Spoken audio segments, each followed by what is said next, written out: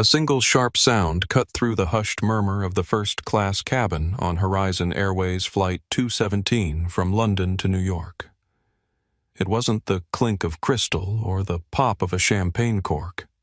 It was the raw, ugly sound of flesh meeting flesh. Every head turned. There in the aisle stood Diane Miller, a senior flight attendant with a face like thunder, her hand still raised. Before her, recoiling in stunned silence, was Dr. Zoe Williams, a passenger, whose only provocations were her dark skin, her serene composure, and the gentle swell of her 7-month pregnancy. In that frozen moment, nobody knew the shocking truth. The woman who had just been slapped was married to the man who signed every single one of their paychecks. Zoe Williams asked, her voice soft but clear as she gestured to the spacious first-class suite. Her 7-month pregnant belly was visible beneath her elegant maternity dress, a simple navy blue design that complemented her warm brown skin. The gleaming interior of Horizon Airways Flight 217 from London to New York was a masterpiece of luxury design. The first-class cabin resembled a 5-star hotel more than an airplane, with private suites featuring sliding doors, handcrafted leather seats that converted to fully flat beds, and polished wood surfaces that reflected the ambient lighting. The gate agent checking Zoe's boarding pass nodded respectfully. "Yes, Dr. Williams. Welcome aboard." His eyes flickered briefly to her name on the manifest, a momentary hesitation that Zoe had become attuned to, recognizing that split second of recalibration when someone encountered her title and had to adjust their initial assumptions. Zoe thanked him and made her way to her suite. At 36, she carried herself with the quiet confidence that came from years as one of the nation's leading pediatric cardiothoracic surgeons.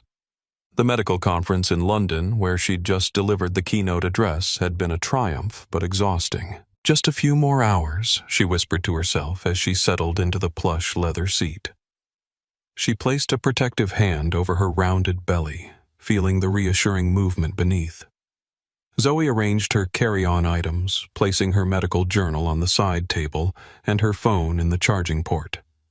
She slipped off her comfortable but elegant flats and reclined slightly, finally acknowledging the bone-deep fatigue from the past days.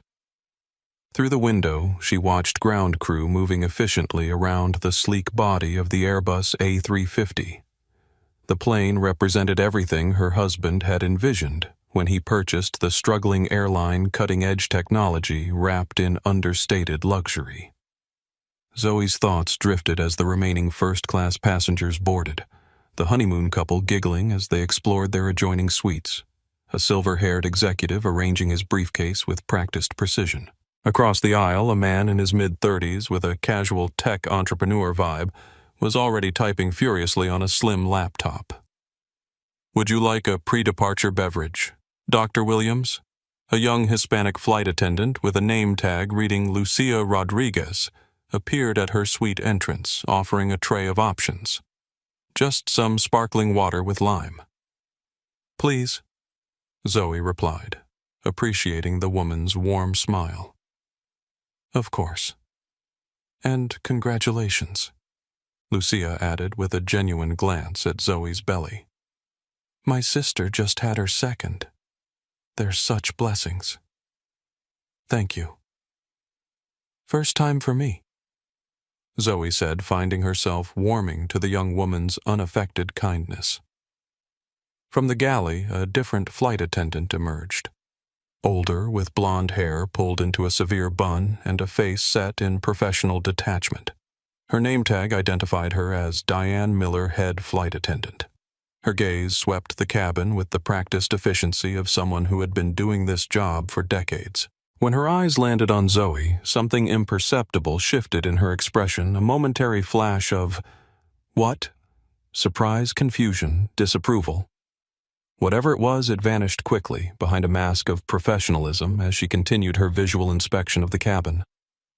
But Zoe had caught it. She'd become attuned to those micro-expressions over years of being the unexpected presence in exclusive spaces. The captain's voice came over the PA system welcoming passengers aboard Horizon Airways Flight 217 non-stop service to New York's JFK International Airport. Estimated flying time 7 hours and 12 minutes. 7 hours. Zoe settled deeper into her seat. 7 hours, and then home. Excuse me, but are you sure you're in the correct seat? The question cut through Zoe's concentration as she reviewed a complex arterial switch procedure in her journal. She looked up to find Diane Miller standing at the entrance to her suite tablet in hand, eyes coolly assessing. The plane had reached cruising altitude 20 minutes earlier. The seatbelt sign had just been turned off, and most passengers were settling in for the long transatlantic journey.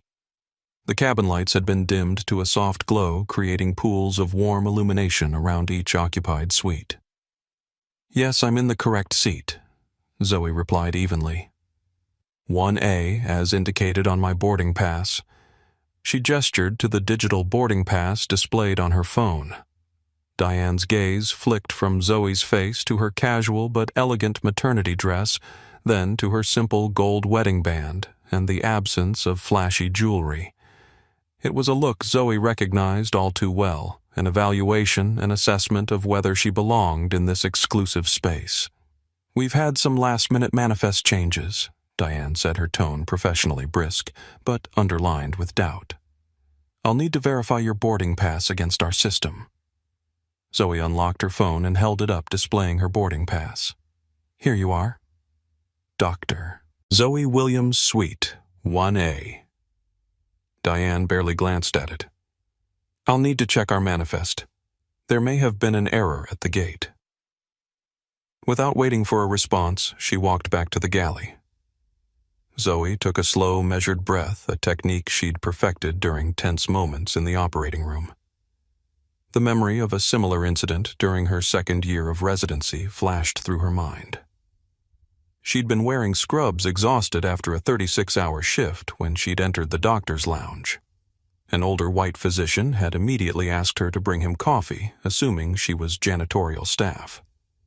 When she'd introduced herself as Dr. Williams, his face had registered the same momentary confusion she'd just seen in Diane's eyes, the cognitive dissonance of encountering a black woman in a space where he didn't expect to find one. The recollection was interrupted as Lucia approached with a warm smile. "Dr. Williams, would you like a warm towel before meal service begins?" "Yes, thank you," Zoe responded, appreciating the simple courtesy. Lucia handed her the towel on a small porcelain dish. "Is there anything else I can get you for comfort? Perhaps an extra pillow for your back. I know flying while pregnant can be challenging." The young woman's intuitive understanding surprised Zoe. "That would be wonderful, actually. The baby is pressing on my sciatic nerve today." "I'll bring one right away," Lucia promised before moving to the next passenger. From her suite, Zoe could see Diane at the galley workstation tapping at her tablet with evident frustration. The head flight attendant's body language was tense, her movements sharp and irritated. A few moments later, Diane returned her expression unchanged. "It appears you are indeed assigned to this seat," she conceded, though her tone suggested she still found something irregular about the situation. "Enjoy your flight." She turned away without waiting for Zoe's response, moving on to greet the silver-haired man in 2A with a markedly warmer smile. "Mr. Peterson, so lovely to have you with us again. Would you care for your usual Macallan 18? The contrast was subtle but unmistakable.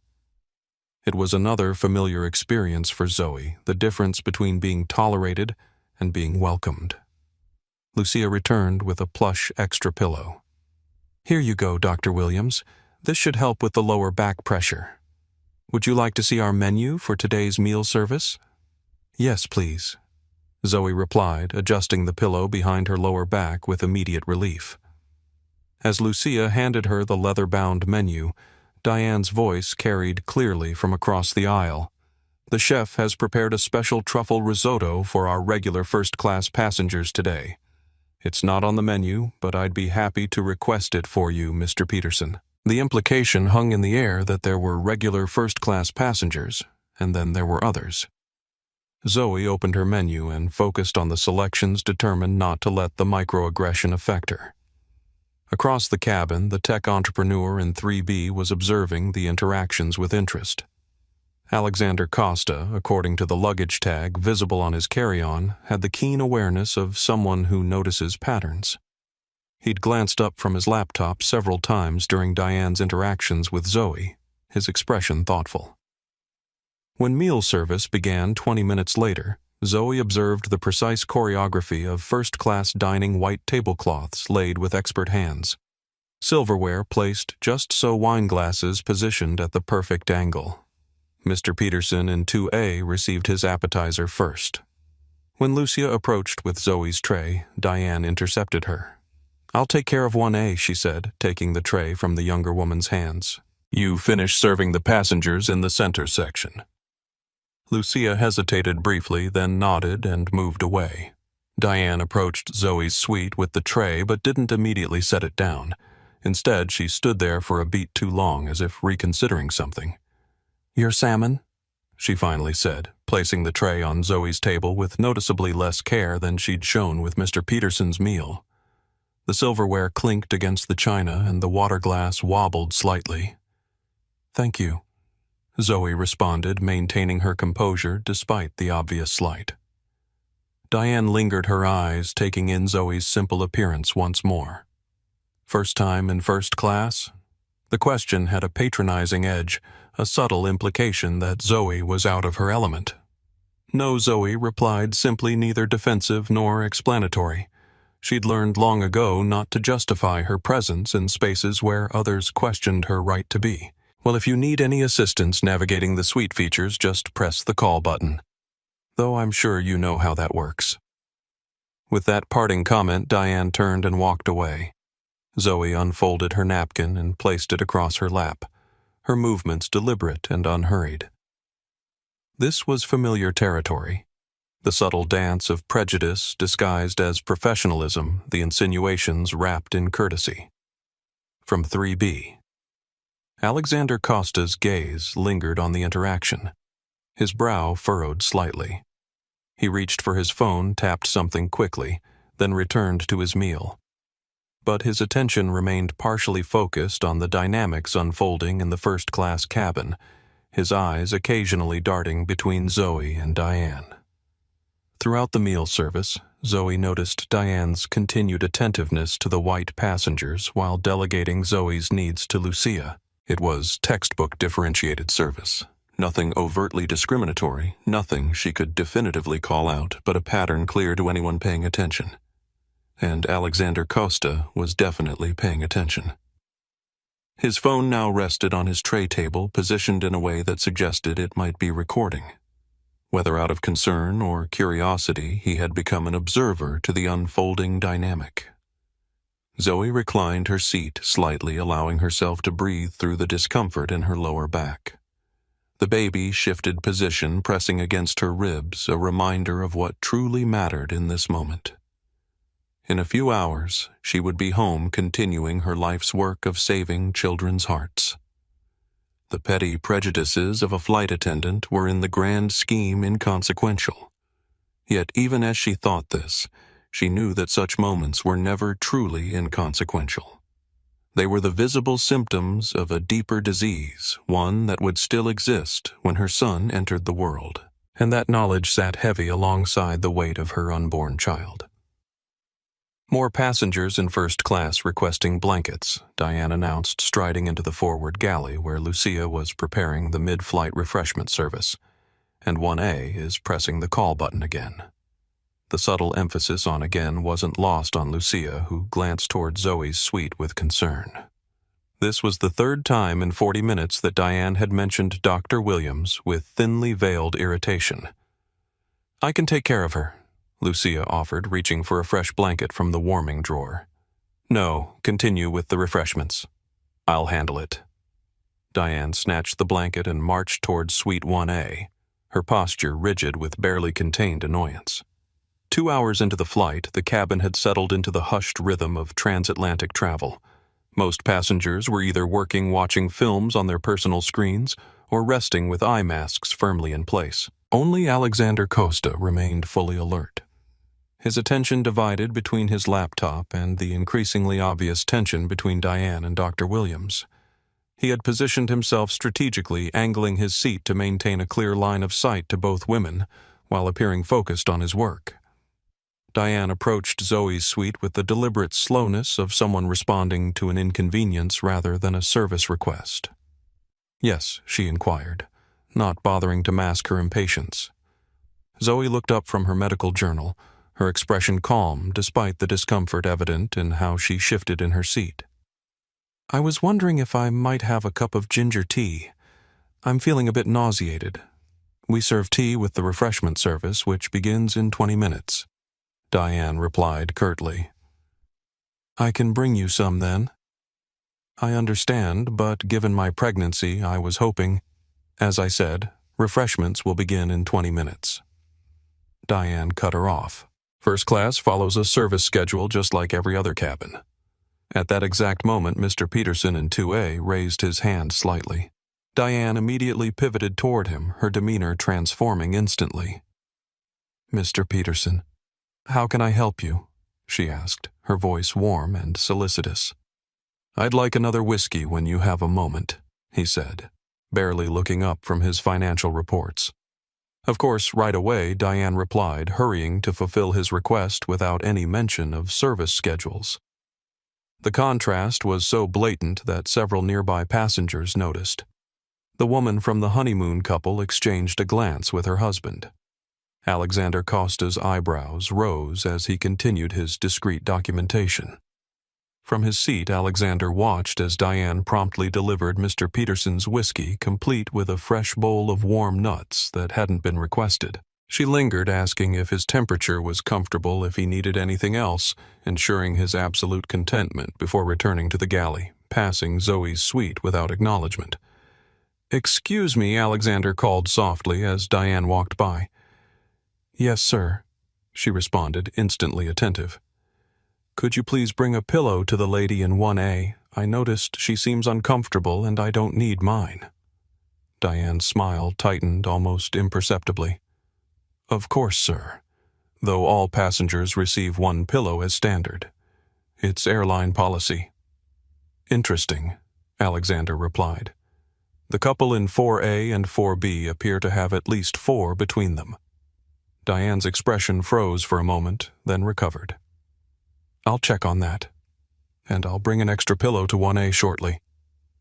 Meanwhile, in the operations center of Horizon Airways Ground Control in New York, a notification appeared on Elena Vasquez's monitor. As operations manager for Premium Cabin Experience, her job was to ensure that Horizon's highest-paying customers received impeccable service. The airline's proprietary Apex system, Advanced Passenger Experience, flagged potential service issues by monitoring call button response times, service request patterns, and customer-specific needs. The alert regarding Suite 1A on Flight 217 showed multiple call button activations with delayed response times and denied reasonable requests. Elena frowned, clicking through to the passenger manifest. "Dr. Zoe Williams," she murmured, scrolling through the passenger's profile. The system showed a VIP designation, though not the specific reason why. As she continued reading, her eyes widened. Dr. Williams was flagged as a passenger requiring highest-level courtesy with a direct line to executive management. Elena immediately opened a secure messaging channel to Jennifer Adams, the head purser on Flight 217. "Ground Ops, Jennifer. We're seeing service discrepancies in First Suite 1A. Passenger is VIP status. Please investigate and correct immediately." Back on the aircraft, Jennifer Adams was reviewing catering inventory in the mid-galley when her tablet chimed with the high-priority message. She frowned, checking the passenger list. Dr. Zoe Williams wasn't a name she recognized from their frequent VIP travelers, but the alert level was unusual, typically reserved for board members, celebrities under privacy protocols, or family of senior executives. Lucia Jennifer called as the young flight attendant passed. "How's the service in first class going?" Lucia hesitated, glancing over her shoulder before replying in a lowered voice. Everything's fine except... Diane seems to be treating the passenger in 1A differently. She's pregnant and asked for ginger tea for nausea, but Diane told her she had to wait for scheduled service. Then immediately brought the man in 2A a whiskey he asked for. Jennifer's frown deepened. In her 25 years with various airlines, she'd seen the damage that could be done by differential treatment of passengers, especially when race might be a factor. "I'll handle this," Jennifer said, heading toward the first-class cabin.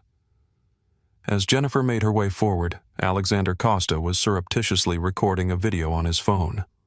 From his angle, he had a clear view of Diane deliberately skipping Zoe while distributing hot towels to all other first-class passengers.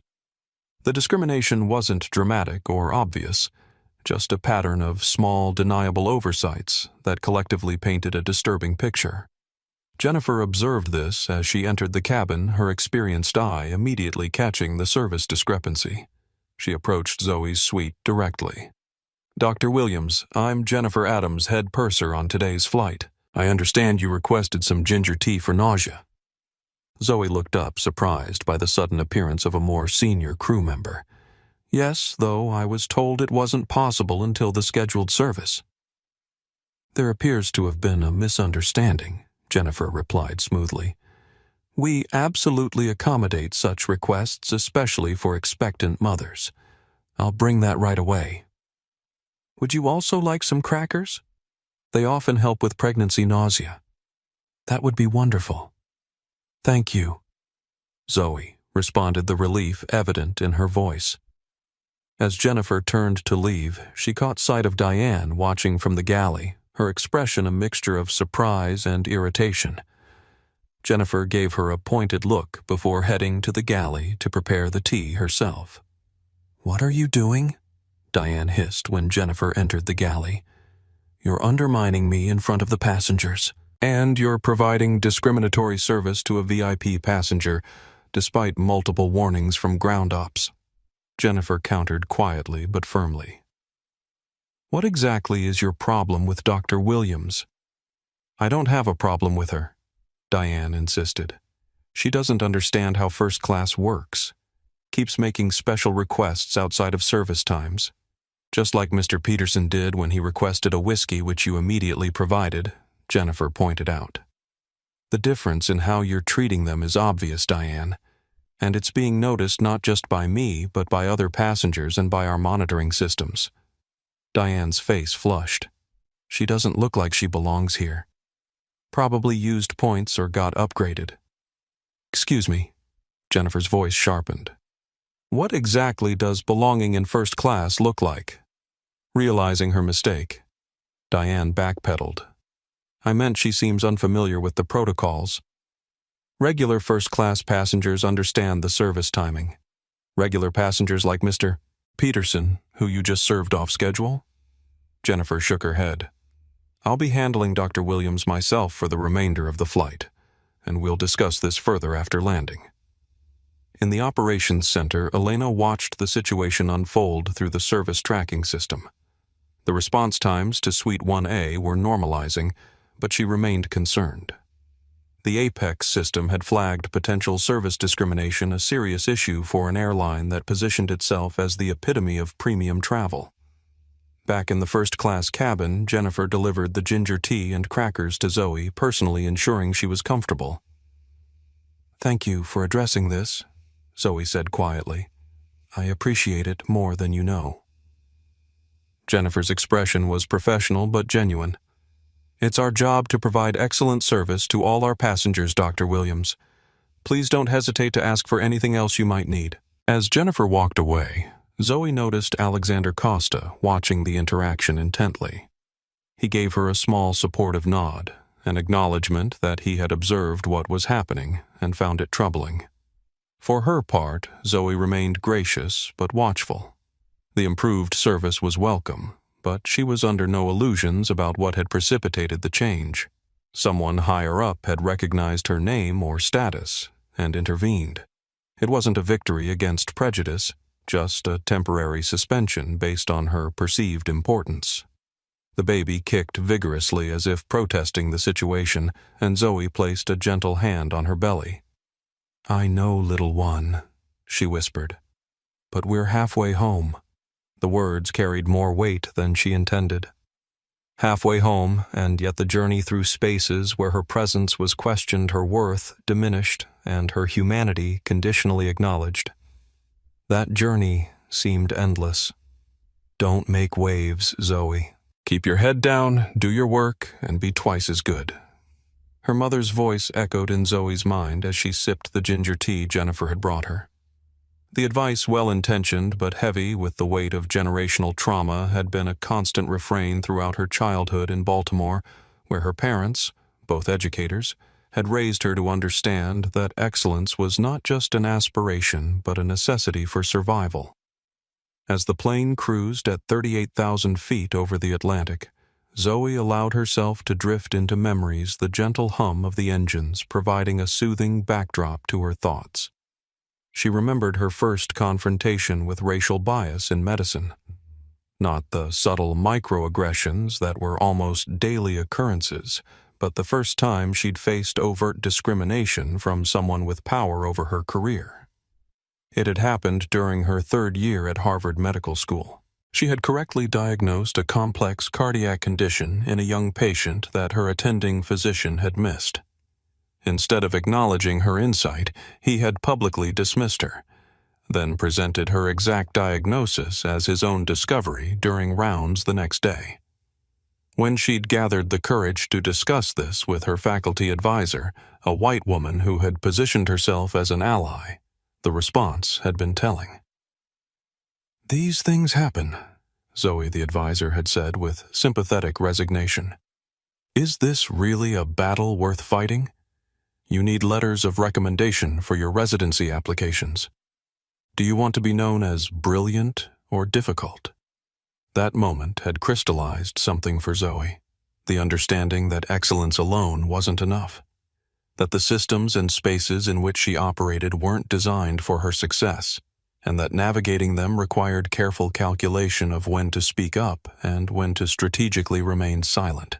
The pattern continued throughout her residency at Johns Hopkins.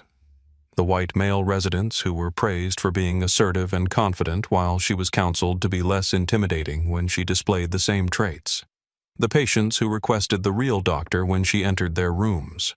The constant need to introduce herself as Dr. Williams instead of just Zoe to be taken seriously. Yet, despite these obstacles, or perhaps because of them, she had persisted, excelled, and eventually distinguished herself as one of the top pediatric cardiothoracic surgeons in the country. The cost had been high, the exhaustion of constant vigilance, the emotional labor of educating others about their biases, the pressure to represent an entire race in spaces where she was often the only black person present. A fresh memory surfaced, more recent and more personal. 6 months ago, early in her pregnancy, she'd gone to an upscale baby boutique in Manhattan to look at cribs. Despite being dressed in designer clothing and carrying a handbag that cost more than some cars, she'd been ignored by sales staff for nearly 20 minutes while they attended to white customers who entered after her. When she'd finally asked for assistance, the saleswoman had directed her to the budget section, making assumptions about what she could afford based solely on her appearance. It wasn't until she mentioned specific high-end brands that the woman's demeanor changed, the same recalibration Zoe had witnessed countless times when people realized she didn't fit their preconceptions. Across the aisle, Diane was engaged in animated conversation with Mr. Peterson, laughing at his jokes and refreshing his drink without being asked. Her entire demeanor transformed when interacting with the older white businessman. Warm, solicitous, eager to please. It was as if she were 2 different flight attendants depending on which passenger she served. In the galley, another conversation was taking place. Diane had cornered Lucia near the supply cabinet, her voice low but intense. "You went behind my back about that pillow," she accused. Lucia stood her ground, though her hands trembled slightly. "I didn't. The passenger in 3B offered his. And you should have consulted me before taking it to her. I'm the senior attendant on this flight." "Diane," She's pregnant and uncomfortable. What's the problem with helping her?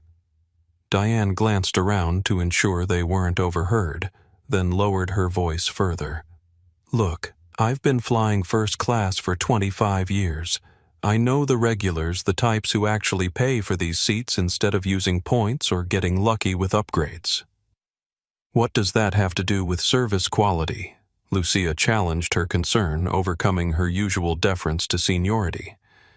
Everything. First class has standards, protocols. When people aren't familiar with them, it disrupts the service for everyone else. Lucia's discomfort was evident. I don't think that's fair. Dr. Williams hasn't disrupted anything. She's been nothing but polite. You're new. Diane dismissed. You don't understand how things work up here yet. These people? These people. Lucia repeated, her eyes widening slightly. Diane realized her mistake too late. I meant inexperienced travelers. They don't understand how things work. Dr. Williams seems perfectly capable of understanding service schedules, Lucia replied. And even if she didn't, isn't it our job to make the experience comfortable for everyone? Diane's expression hardened. Just stick to your assigned duties and let me handle 1A. Meanwhile, Elena Vasquez in New York Operations Center had pulled up Dr. Williams's complete passenger profile and was startled by what she found. The VIP designation wasn't just routine. It was executive level with a direct connection to the ownership structure of Horizon Airways. Elena immediately sent another message to Jennifer Adams. Ground Ops, Jennifer update on 1A. Passenger is highest priority VIP, personal connection to ownership. Ensure absolute service excellence and report any issues directly to me. On the aircraft, Jennifer read the message with growing concern. Highest priority VIP with ownership connections could only mean one thing. Dr. Williams was either a major investor or related to someone in Horizon's executive suite. Given the situation that had already developed, this was potentially disastrous. Jennifer made her way back to the first-class cabin where Diane was now demonstratively attending to the honeymoon couple, showing them how to adjust their suite lighting while pointedly ignoring Suite 1A, despite passing directly by it. Diane? A word, please, Jennifer requested quietly. In the galley, Jennifer closed the curtain for privacy. I've received another update from Ground Ops, Doctor. Williams is not just a VIP. She has direct connections to Horizon ownership. Diane's face paled slightly. What kind of connections they didn't specify, but the alert level is the highest I've seen. Whatever you've been doing, or not doing, for her, needs to stop immediately. This is ridiculous, Diane muttered. She doesn't look like anyone important. Jennifer's patience finally snapped. And what exactly does important look like, Diane? Because from where I'm standing, it seems you've decided that a young black woman doesn't fit your image of a legitimate first-class passenger, regardless of her actual status. That's not fair. This has nothing to do with race, Diane protested, though her eyes slid away from Jennifer's direct gaze. Doesn't it? Because I've been watching since I got that first alert, and I've seen how differently you treat her compared to everyone else in that cabin. It's subtle, but it's there. I've been flying for 25 years. I know first-class passengers. She's not one of them. Not really. And that right there is exactly the problem, Jennifer replied. You've decided who belongs and who doesn't based on what? How they look. Their age. Their race. That's not just poor service, Diane. That's prejudice, and it has no place on this aircraft or in this company. Diane fell silent, her face flushed with a mixture of anger and embarrassment. Finally, she said, Fine. I'll make sure she gets whatever she wants for the rest of the flight. See that you do, Jennifer replied. And we'll be discussing this further with management after landing. As Jennifer returned to her duties, Diane remained in the galley seething. In her 25 years as a flight attendant, she had risen to the position of head flight attendant, only to see her career stagnate while younger, more diverse candidates received promotions to management. Her pension had been reduced during Horizon's restructuring 4 years ago when the new ownership took over, and at 48, with a mortgage underwater and mounting credit card debt, the prospect of starting over at another airline was daunting. First class had been her domain, her small kingdom where she still wielded some authority. She took pride in recognizing real premium passengers and catering to their needs. The business executives, the wealthy retirees, the occasional celebrity. They fit a certain mold, spoke a certain way, carried themselves with a particular air that came from generational wealth and privilege. Dr. Williams disrupted that pattern. Young black pregnant dressed simply. She didn't match Diane's mental image of first-class legitimacy. And rather than examining this bias, Diane had leaned into it, justified it, acted on it through a series of small but significant service failures that collectively amounted to discrimination. Now faced with the knowledge that this passenger had connections to ownership, Diane felt trapped. Her behavior had been noticed, documented even, and the potential consequences loomed large. She couldn't afford to lose this job. Not at her age, not in this economy. Back in Suite 1A, Zoe was unaware of these behind-the-scenes tensions. She had managed to doze off briefly, lulled by the plane's steady movement and the relief of finally receiving adequate service after Jennifer's intervention. She was awakened by a sharp pain in her lower abdomen, not contraction-like but uncomfortable enough to make her wince. Her obstetrician had cleared her for this trip, but warned against stress and extended periods of sitting. She needed to walk, to stretch, to use the lavatory more frequently than usual. Zoe pressed the call button, and this time Diane appeared almost immediately, her smile fixed and artificial. "How can I help you, Doctor?" "Williams." The solicitude in her voice was forced, the courtesy mechanical. "I need to walk a bit and use the lavatory," Zoe explained. "The baby is pressing on my bladder quite insistently." "Of course," Diane replied with an exaggerated helpfulness that bordered on parody. "Let me assist you." She extended a hand which Zoe politely declined as she eased herself out of the seat. Standing in the aisle, she took a moment to find her balance, one hand supporting her lower back.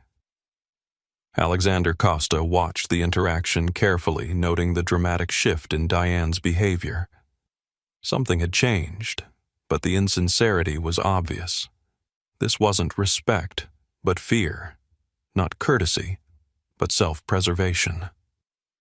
As Zoe made her way slowly toward the first-class lavatory, she felt the familiar sensation of eyes on her back, the weight of unspoken judgment, the pressure of being simultaneously invisible and hypervisible, depending on what others needed from her in the moment. It was a feeling she had hoped to shield her son from, at least in his earliest years. But increasingly, she wondered if such protection was even possible in a world where people like Diane Miller still decided who belonged and who didn't, based on the color of their skin. Passenger movement during meal service is not recommended for safety reasons. Diane's voice cut through the cabin as Zoe attempted to stand again, this time during the pre-landing meal service that had begun about 40 minutes before their scheduled arrival at JFK. The nausea had returned with greater intensity, accompanied by an uncomfortable pressure in her lower back that made sitting increasingly unbearable. "I understand," Zoe replied calmly, "but I need to use the lavatory. The baby is pressing on my bladder." Diane positioned herself in the aisle, blocking Zoe's path. "The seatbelt sign will be turned on shortly for our descent. If you could just wait until after we land, I cannot wait," Zoe stated firmly, her physician's understanding of her own body overriding her usual tendency to accommodate. "I need to go now." By this point, several passengers had taken notice of the confrontation. Alexander Costa had subtly positioned his phone to record while Mr. Peterson had lowered his newspaper to observe with a frown. The honeymoon couple exchanged uncomfortable glances. From across the aisle, an older white woman in 1B spoke up. "Let her through, for heaven's sake. She's pregnant." "Ma'am, I'm simply following safety protocols," Diane replied stiffly. "Nonsense," the woman continued. I've flown first class for 30 years, and I've never been stopped from using the restroom before descent. You're being unreasonable. A middle-aged man a few rows back added, Yeah, what's the problem? Just let her use the bathroom. But another passenger, a businessman in his late 50s, countered, The attendant is right. Rules are rules for everyone's safety. If the seatbelt sign is about to come on, it's not on yet, Alexander Costa pointed out calmly. And even when it is, allowances are made for urgent needs.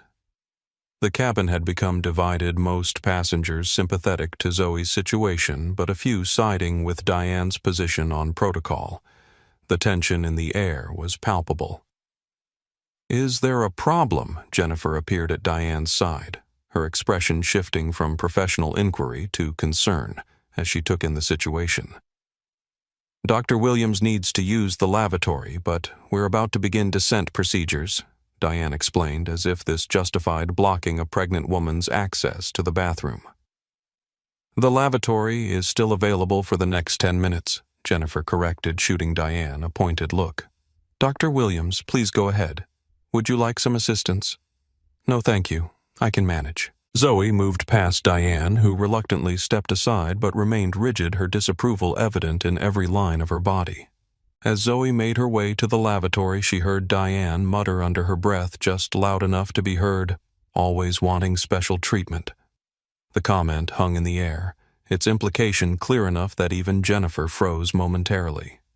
Zoe paused, then continued to the lavatory without responding, maintaining her dignity despite the deliberate provocation. Inside the small but luxuriously appointed bathroom, Zoe leaned against the marble countertop, taking slow, measured breaths. The nausea was intensifying, a wave of dizziness accompanying it.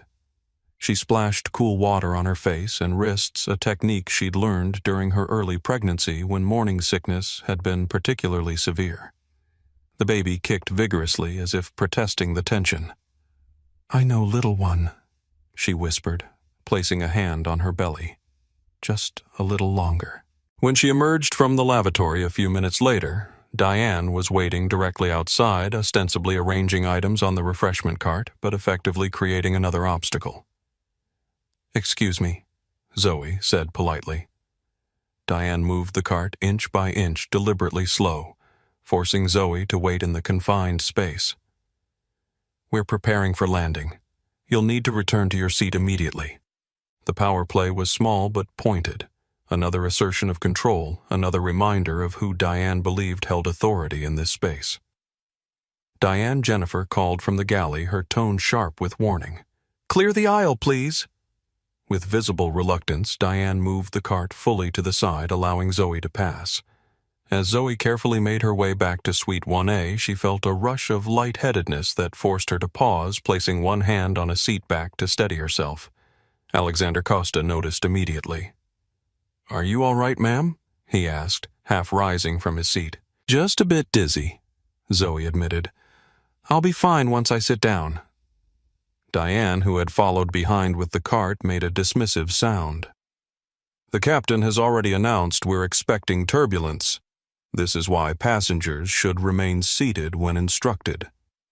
The comment was just loud enough to carry to nearby suites an implicit criticism disguised as procedural concern. It was the kind of remark designed to place blame, to frame Zoe as difficult or demanding rather than as a pregnant woman with legitimate physical needs. From her seat, the older woman in 1B spoke up again. Oh, for goodness sake. Stop harassing the poor woman and help her to her seat. I don't need, Zoe began.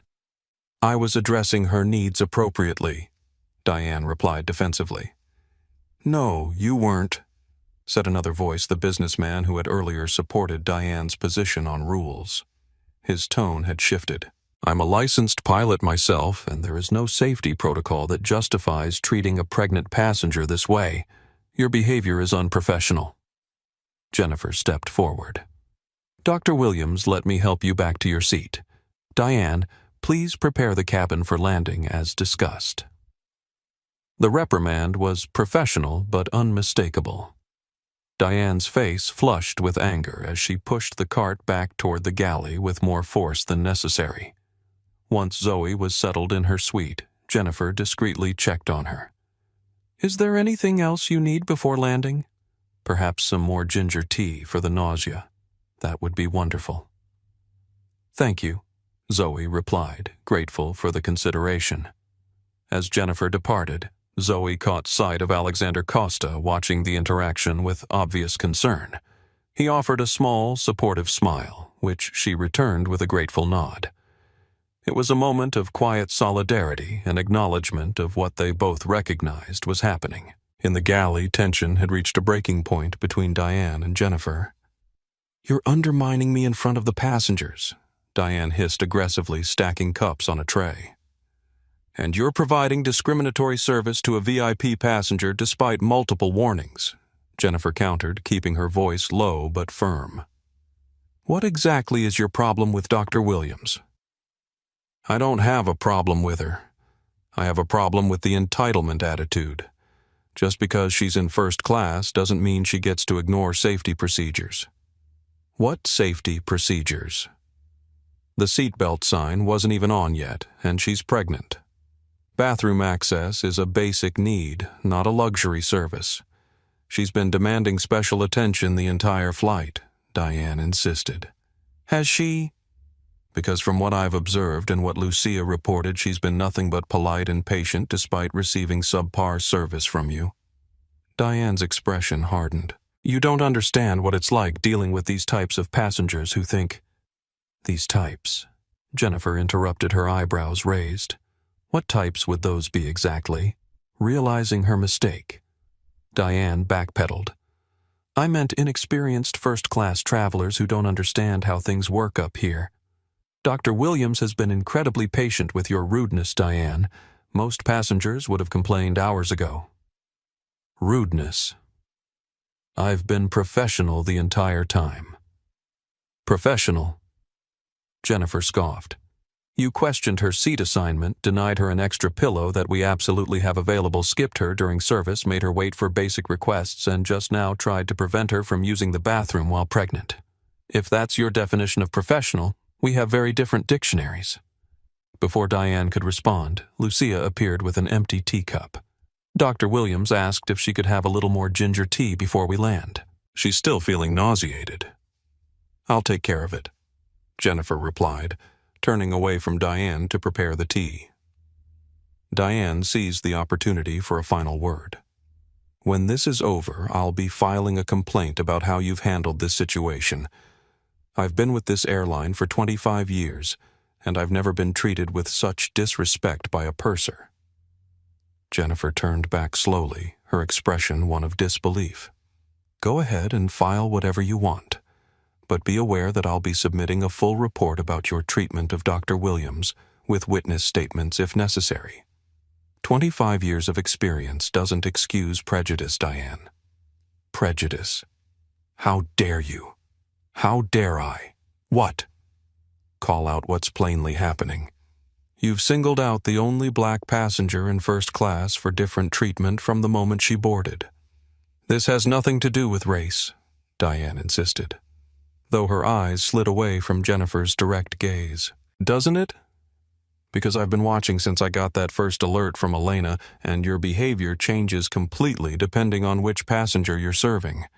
Mr. Peterson gets royal treatment. The honeymoon couple gets smiles and extra attention. Dr. Williams gets questioned, delayed, and treated with suspicion. What would you call that pattern if not prejudice?" Diane's face flushed with anger. "You don't understand. This job is all I have left.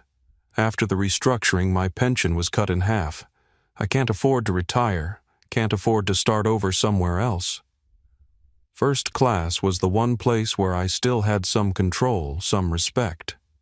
And you think that justifies treating passengers differently based on how they look? That's not just wrong, Diane. It's potentially a violation of company policy and anti-discrimination laws." Before the argument could escalate further, the captain's voice came over the intercom announcing their initial descent into JFK International Airport and instructing flight attendants to prepare the cabin for landing. "We'll continue this discussion after landing," Jennifer said firmly. Right now, our priority is passenger safety. I'll take Dr. Williams her tea." When Jennifer delivered the fresh cup of ginger tea to Suite 1A, she noticed Zoe's pallor and the fine sheen of perspiration on her forehead. "Are you feeling all right, Dr. Williams?" "Just the usual pregnancy discomforts amplified by flying," Zoe replied with a small smile that didn't quite reach her eyes. "I'll be fine once we're on the ground." Jennifer nodded sympathetically. "We'll be landing in about 30 minutes. Is there anything else I can do for your comfort in the meantime?" "No, thank you. You've been very kind." As Jennifer turned to leave, Zoe added quietly, "I appreciate your intervention earlier." Not everyone would have stepped in. The acknowledgement was simple but loaded with meaning. Recognition from one woman to another about the reality of the situation and the courage it took to address it directly. "It's my job to ensure every passenger receives proper service," Jennifer replied. "Though in this case, it's also just basic human decency." After Jennifer left, Zoe sipped her tea, slowly trying to settle both her stomach and her thoughts. The confrontation had been minor in the grand scheme of things, a small, contained example of the prejudice she had faced throughout her life. But pregnancy had heightened her emotions, made her more protective, not just of herself, but of the child she was carrying. Each slight, each microaggression felt like an attack not just on her dignity, but on her son's future. She thought of Dominic waiting for her at JFK. Wondered what he would say about this situation. He had a different approach to such matters. Direct, uncompromising, focused on consequences. "Respect isn't optional," he often said. "It's the bare minimum." As the plane began its descent, the cabin lights brightened slightly and passengers were instructed to return their seats to the upright position. Diane moved efficiently through the cabin, checking compliance, warm and solicitous with the white passengers, perfunctorily professional with Zoe. The contrast was so obvious now that Jennifer had highlighted it that even Mr. Peterson in 2A seemed to notice his brow furrowing as he observed the difference in treatment between his interaction with Diane and the one she had with Zoe immediately after. The plane continued its descent through scattered clouds, the sprawl of New York gradually becoming visible below. For most passengers, it represented the end of a routine journey. For Zoe, it couldn't come soon enough. The nausea had intensified and the baby's movements had become more vigorous, almost agitated. She closed her eyes, briefly focusing on her breathing. Just a little longer, and then home. Just a little longer, and then Dominic with his unwavering support and his absolute certainty about her worth.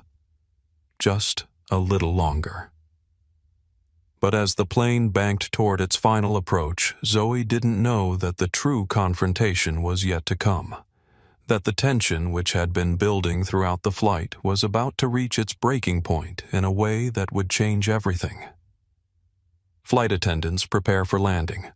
The captain's voice crackled through the cabin as the aircraft began its final descent into JFK International Airport.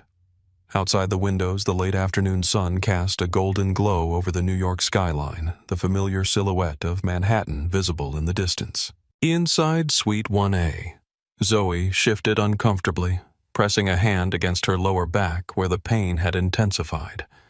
The nausea had subsided slightly thanks to the ginger tea, but the pressure from the baby had become more pronounced during descent.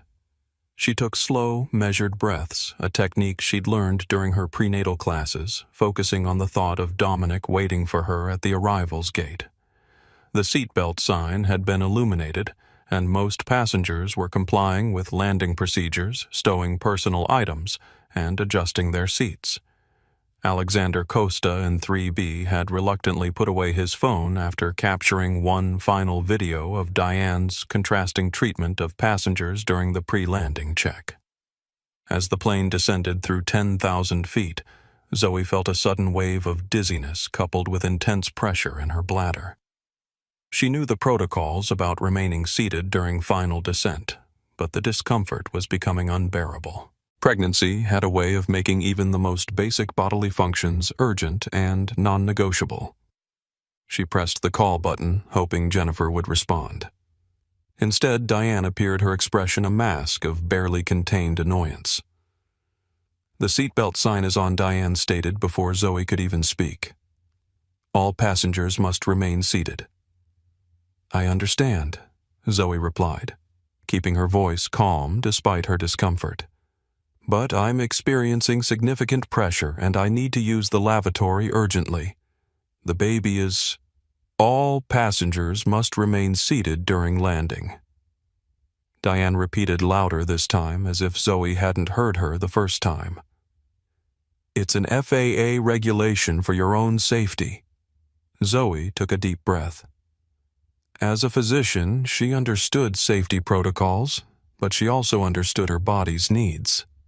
"I recognize the protocol, but this is a medical necessity. I just need a quick moment to rules. Don't change just because you're pregnant." Diane cut her off, her tone sharp enough to draw attention from nearby passengers. Everyone else manages to follow them. The statement hung in the air, pointed, dismissive, laden with implication. Around them, the cabin had grown quieter as passengers became aware of the confrontation. From across the aisle, the woman in 1B leaned forward again. "Young lady, let her pass. I had 3 children myself, and when you need to go, you need to go." "Ma'am, please stay out of this," Diane replied, her professional veneer cracking further. "This is a safety matter." "It's a matter of basic human dignity," the woman countered. The businessman who had earlier criticized Diane added, "If it's truly a safety issue, you could accompany her to ensure she returns promptly. That's standard procedure." Diane's face flushed with anger at being challenged by multiple passengers. "I am following procedure." If every passenger decided their comfort was more important than safety. "This isn't about comfort," Zoe interjected, her physician's authority finally showing through her usual reserve. "This is about preventing potential medical issues. Urinary tract infections are a serious concern for pregnant women and can trigger preterm labor.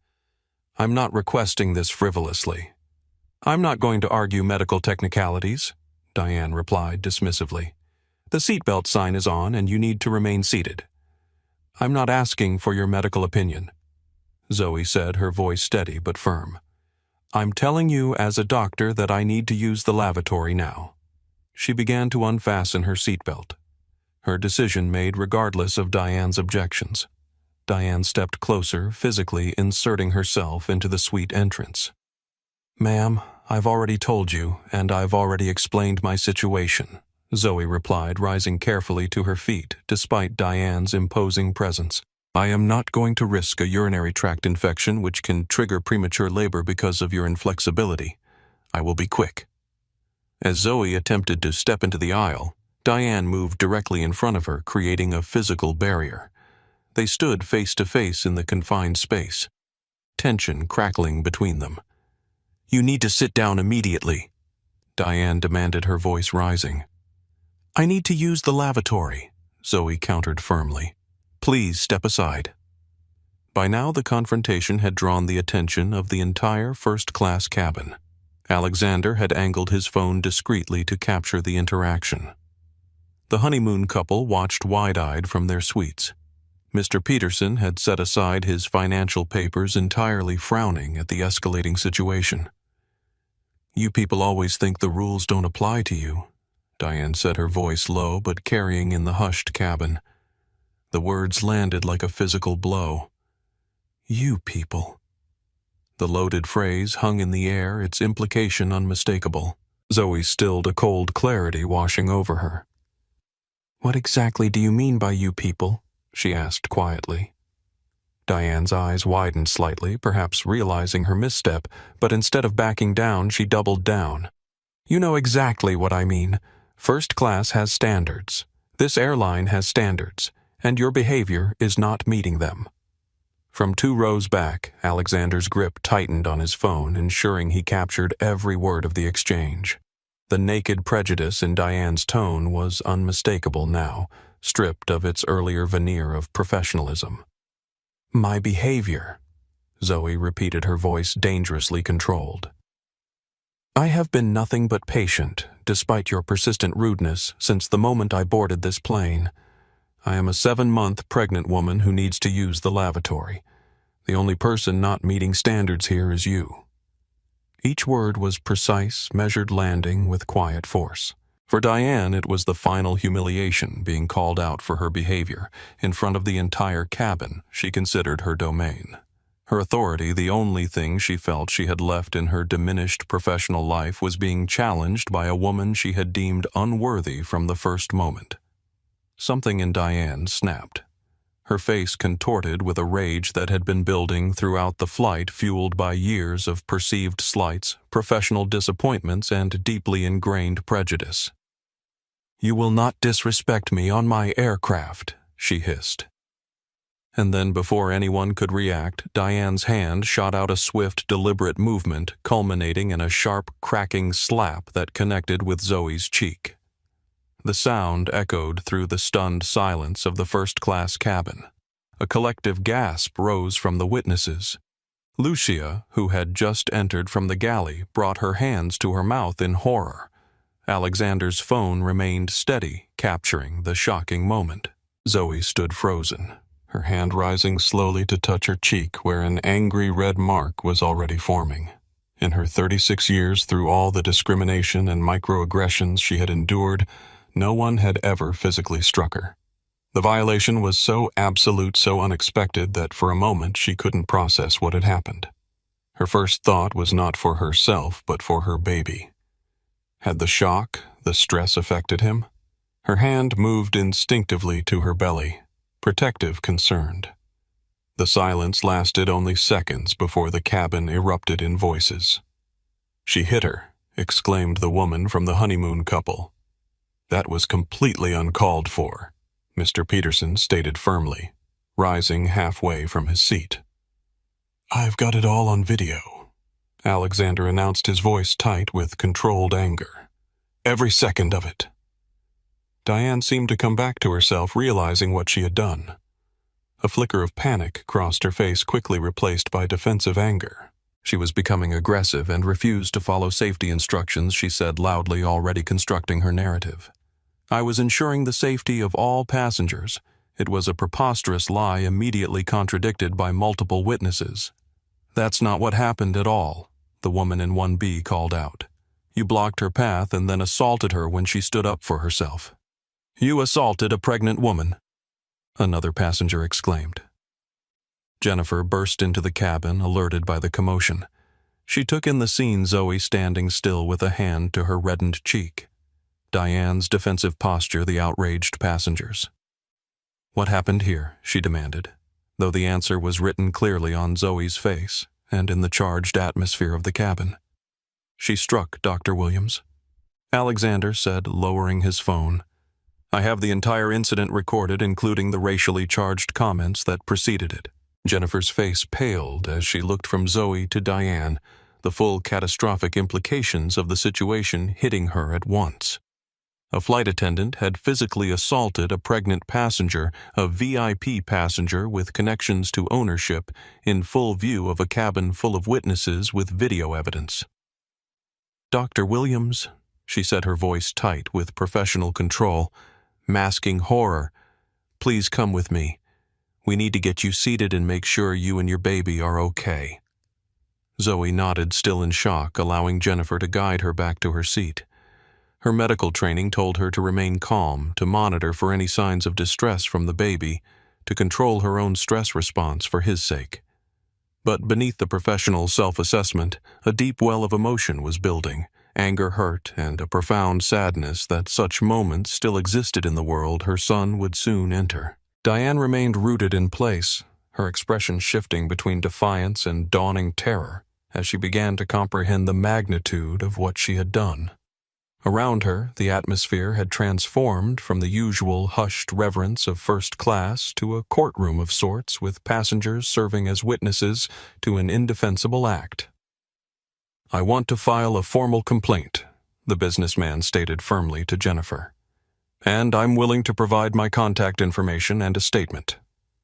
Other passengers voiced similar intentions, Their earlier passive observation transformed into active condemnation of what they had witnessed. The balance of power had shifted completely, with Diane now isolated, her authority evaporated in the wake of her inexcusable behavior.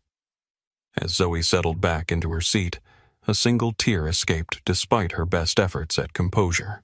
It wasn't the physical pain of the slap that had broken through her carefully maintained dignity. It was the stark reminder that no amount of education, achievement, or status could fully shield her or her son from the reality of prejudice. The plane continued its descent toward JFK, the New York skyline growing closer by the minute. But inside the aircraft, everything had changed. An invisible line had been crossed, a boundary violated, and the consequences would extend far beyond this flight, this moment, this cabin in the sky. "Please come with me, Dr. Williams. We need to address this situation immediately." Jennifer's voice was professionally calm, but the tension underneath was unmistakable as she guided Zoe toward the galley area. The plane had entered its final approach to JFK. The seatbelt sign still illuminated, but the unprecedented assault had created an emergency situation that overrode normal landing protocols. The forward galley was a stark contrast to the luxurious cabin, all stainless steel efficiency and bright utilitarian lighting. It felt like an interrogation room, clinical and exposed. Jennifer gestured to a small jump seat attached to the wall. "Please, sit down. Can I get you some water?" Zoe nodded, one hand still protectively cradling her belly, the other occasionally touching her cheek where the imprint of Diane's hand still burned. The shock was beginning to recede, replaced by a cold anger and professional concern about the potential stress on her pregnancy. Lucia appeared with a cup of water and a cold compress. "For your cheek," she said softly, her eyes wide with distress. "I'm so sorry this happened." Diane had been escorted to the rear galley by another crew member, physically separating her from Zoe and the first-class passengers who had witnessed the assault.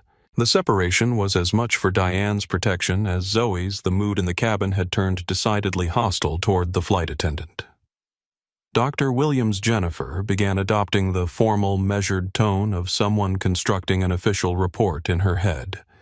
"I need to understand exactly what happened leading up to the physical contact." Zoe took a sip of water, gathering her thoughts. "I needed to use the lavatory urgently due to pregnancy pressure. When I attempted to stand, Ms. Miller blocked my path and insisted I remain seated despite my explanation of medical necessity. When I persisted, she made a comment about you people always thinking rules don't apply. I questioned that phrase, and she became increasingly agitated. When I pointed out that her behavior was unprofessional, she slapped me." Jennifer's face remained composed, but her eyes reflected dismay. "Did Miss Miller touch you in any other way or make any other comments that could be considered discriminatory?" "Throughout the flight, she provided noticeably different service to me compared to other passengers. Denied reasonable requests, delayed responses, questioned my seat assignment when I first boarded." Zoe's voice remained steady, factual, the voice of a surgeon accustomed to precise, unemotional reporting of critical information. The pattern was consistent enough that other passengers noticed. Jennifer nodded, making notes on her tablet. "Several passengers have already offered statements and contact information, including the gentleman in 3B who recorded the incident."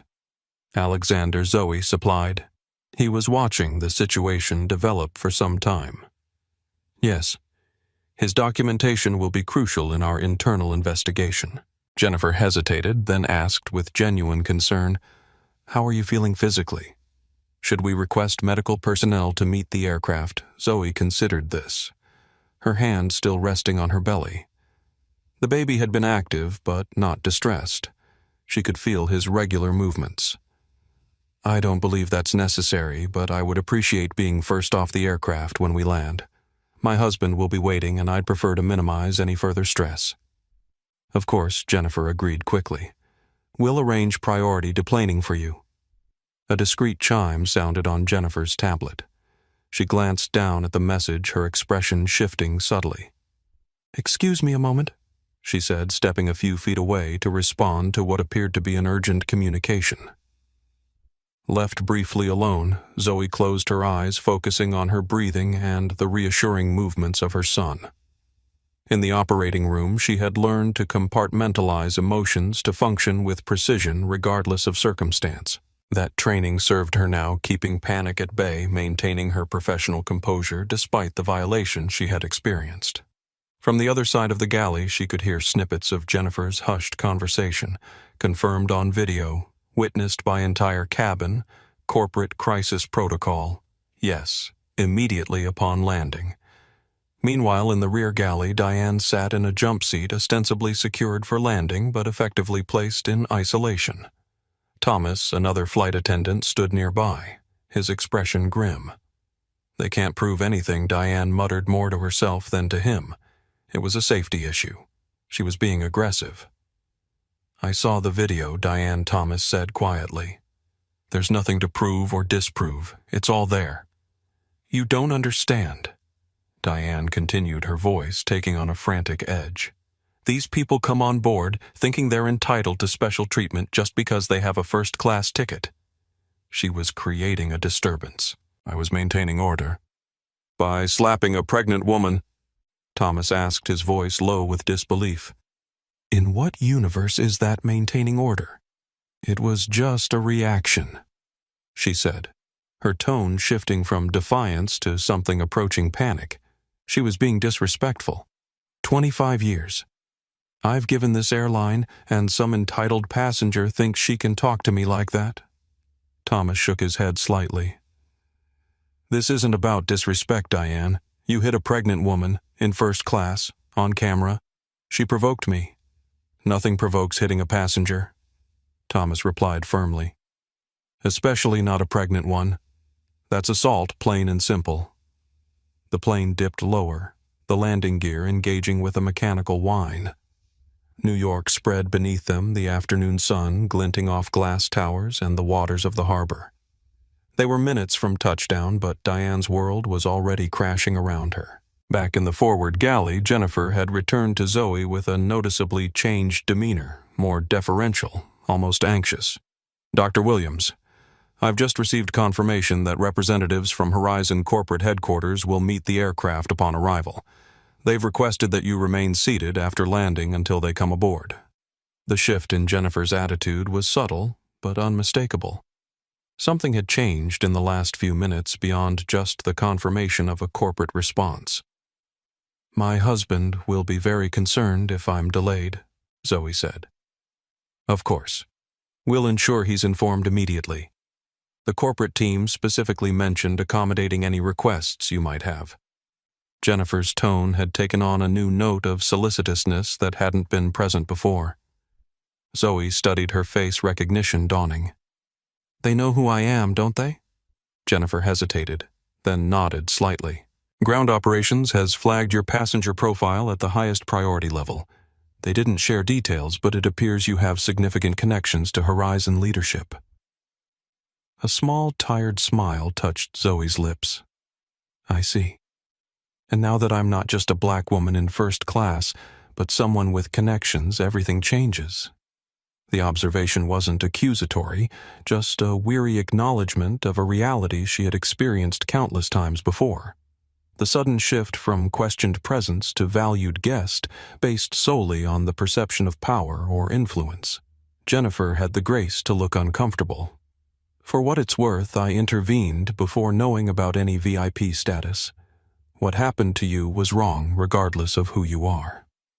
"I appreciate that," Zoe replied sincerely. Not everyone would have. The aircraft touched down with a slight bump, tires screeching briefly against the runway before the reverse thrusters engaged, pressing them gently forward in their seats. They had arrived at JFK, but the real drama was just beginning. "Ladies and gentlemen, welcome to John F. Kennedy International Airport," the captain's voice announced over the PA system. "Local time is 4:42 p.m. and the temperature is 68 degrees. For operational reasons, we ask that all passengers remain seated with seatbelts fastened until further notice. We appreciate your patience and understanding." The unusual request prompted murmurs throughout the cabin, but in first class, where passengers had witnessed the assault, there was knowing silence. They understood that this was no ordinary landing, no routine deplaning process. As the aircraft taxied to the gate, Zoe felt a growing urgency to contact Dominic. She knew he would be waiting, probably pacing anxiously as he tracked the flight's progress on his phone. He hated being separated from her during the pregnancy, had only reluctantly agreed to her making this trip alone because of its importance to her career. "Is it possible for me to use my phone now?" she asked Jennifer. "My husband will be concerned." Jennifer hesitated. "Technically, we're still in active taxi, but under the circumstances—" She glanced around before nodding discreetly. "Go ahead. Just keep it brief and discreet, please." Zoe retrieved her phone from her purse and dialed Dominic's number. He answered on the first ring. "Zoe, are you on the ground?" His deep voice carried the unmistakable edge of concern. "Yes, we just landed," she replied, keeping her voice low. "But there's been an incident on the flight." "I'm all right," she added quickly, "but there will be some delay in deplaning." "What kind of incident?" Dominic's tone shifted instantly from concern to alert focus. Zoe took a deep breath. "A flight attendant struck me." The silence that followed was profound, charged with the dangerous stillness that Dominic's closest associates recognized as his true anger, not explosive, but cold, focused, and implacable. She did what his voice had dropped almost to a whisper. She slapped me, after a series of discriminatory actions throughout the flight. It's been recorded, there are witnesses, and the airline appears to be mobilizing some sort of corporate response team to meet the plane. Another silence. Then, "Are you hurt?" "The baby." "We're both fine," Zoe assured him. "Just shaken. Apparently corporate representatives will board before anyone deplanes. They've asked me to wait." "Give me the flight attendant's name." Dominic requested, his tone deceptively calm. "Diane Miller," Zoe said, then added Dominic. "Please don't. I'm not going to do anything rash," he interrupted, though his voice carried the unmistakable note of someone already formulating a response. "But this will be addressed. Thoroughly." Before Zoe could reply, Jennifer approached again. "Dr. Williams, we've reached the gate. I need to ask you to end your call now." "I have to go," Zoe told Dominic. "They've reached the gate." "I'll be waiting," he replied. "And Zoe, this ends today." The line disconnected, and Zoe returned her phone to her purse, a strange calm settling over her. Dominic's final words echoed in her mind. "This ends today." It wasn't Russian grave, but composed. "On behalf of the entire company, I want to express our profound apologies for what occurred on this flight. We have a medical team standing by if you need any attention." Zoe shook her hand, noting the firm grip and direct eye contact. "Thank you, but I don't believe medical attention is necessary.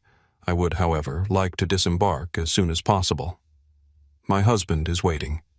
Victoria nodded. "Of course.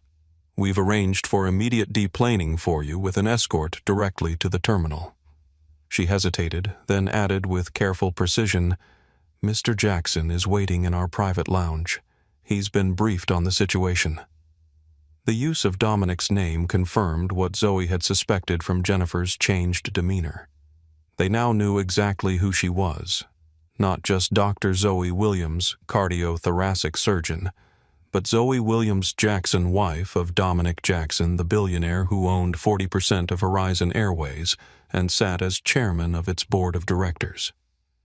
Victoria turned to address the cabin.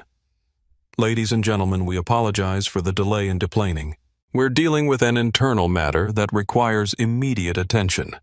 Those of you in first class will be allowed to disembark shortly, but we ask for your patience and cooperation. If you witnessed the incident that occurred during landing, Horizon representatives will be available in the terminal to take your statements." From the rear galley, Diane was watching with growing alarm as the corporate machinery began to engage.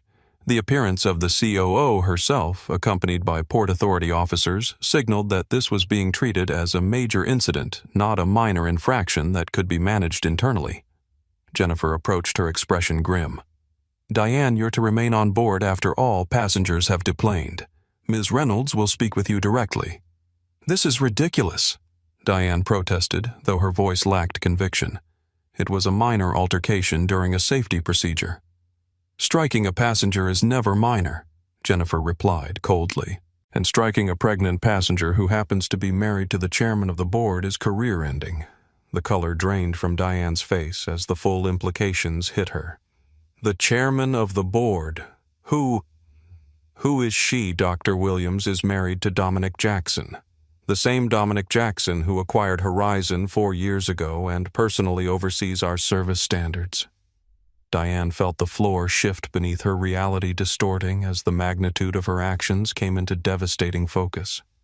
The woman she had dismissed, demeaned, and ultimately struck wasn't just any passenger. She was connected to the very top of the corporate structure, to the man who effectively signed her paychecks.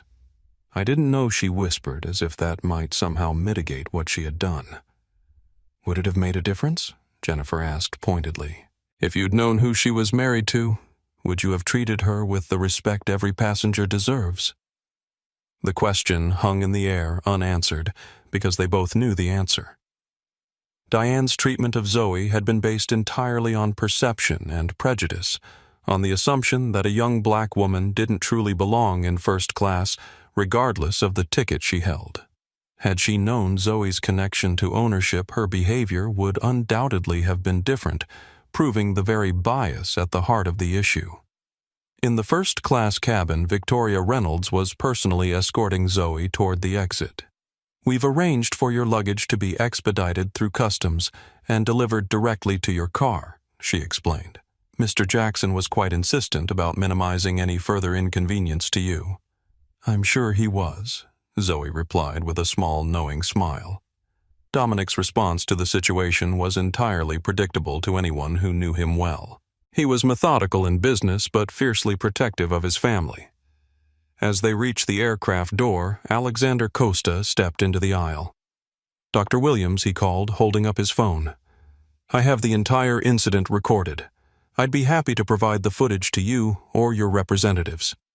Victoria immediately produced a business card. Alexander Costa. "We've already taken your contact information from the manifest. If you could send the footage directly to this secure address, our legal department will be in touch regarding your statement." Alexander nodded, but addressed Zoe directly. "I'm sorry this happened to you. No one should be treated that way, especially not someone in your condition. Thank you for your awareness and willingness to speak up." Zoe replied sincerely. "It makes a difference." Other passengers were offering similar sentiments, expressions of outrage and support that created a stark contrast to the passive observation that had characterized most of the flight. It was a common pattern Zoe had observed throughout her life. People recognized injustice, but often remained silent until a breaking point was reached, or until someone else took the first step. "I flew Horizon regularly for business," the woman from 1B said, approaching them. "I was appalled by that flight attendant's behavior from the beginning of the flight. I should have said something sooner."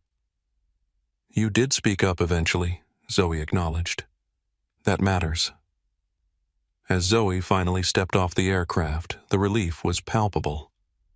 The recycled air of the cabin was replaced by the slightly musty atmosphere of the jet bridge, and ahead she could see the bright lights of the terminal where Dominic would be waiting. Each step took her further from the confined space where she had been demeaned and assaulted, closer to the sanctuary of home and the strength of her husband's unwavering support. Behind her on the aircraft, Diane Miller sat in the jump seat, her career and reputation disintegrating with each passing minute as the machinery of corporate crisis management engaged around her. What had begun as subtle discrimination had escalated to an indefensible assault captured on video witnessed by a cabin full of passengers against the wife of the company's chairman. There would be no explaining this away, no union protection strong enough to shield her from the consequences. In a moment of unrestrained prejudice, she had not only violated the dignity of another human being, she had also destroyed the career that had defined her life for 25 years. And as the terminal door opened and Zoe caught sight of Dominic waiting, tall, imposing, radiating contained power in his perfectly tailored suit, she knew that the consequences were just beginning. Zoe. The single word contained multitudes as Dominic Jackson crossed the private lounge in 3 long strides, his eyes rapidly assessing his wife for any sign of distress or injury. At 40, he carried himself with the confident authority of a man accustomed to power his 6'3" frame, impeccably dressed in a charcoal suit that had been tailored to perfection.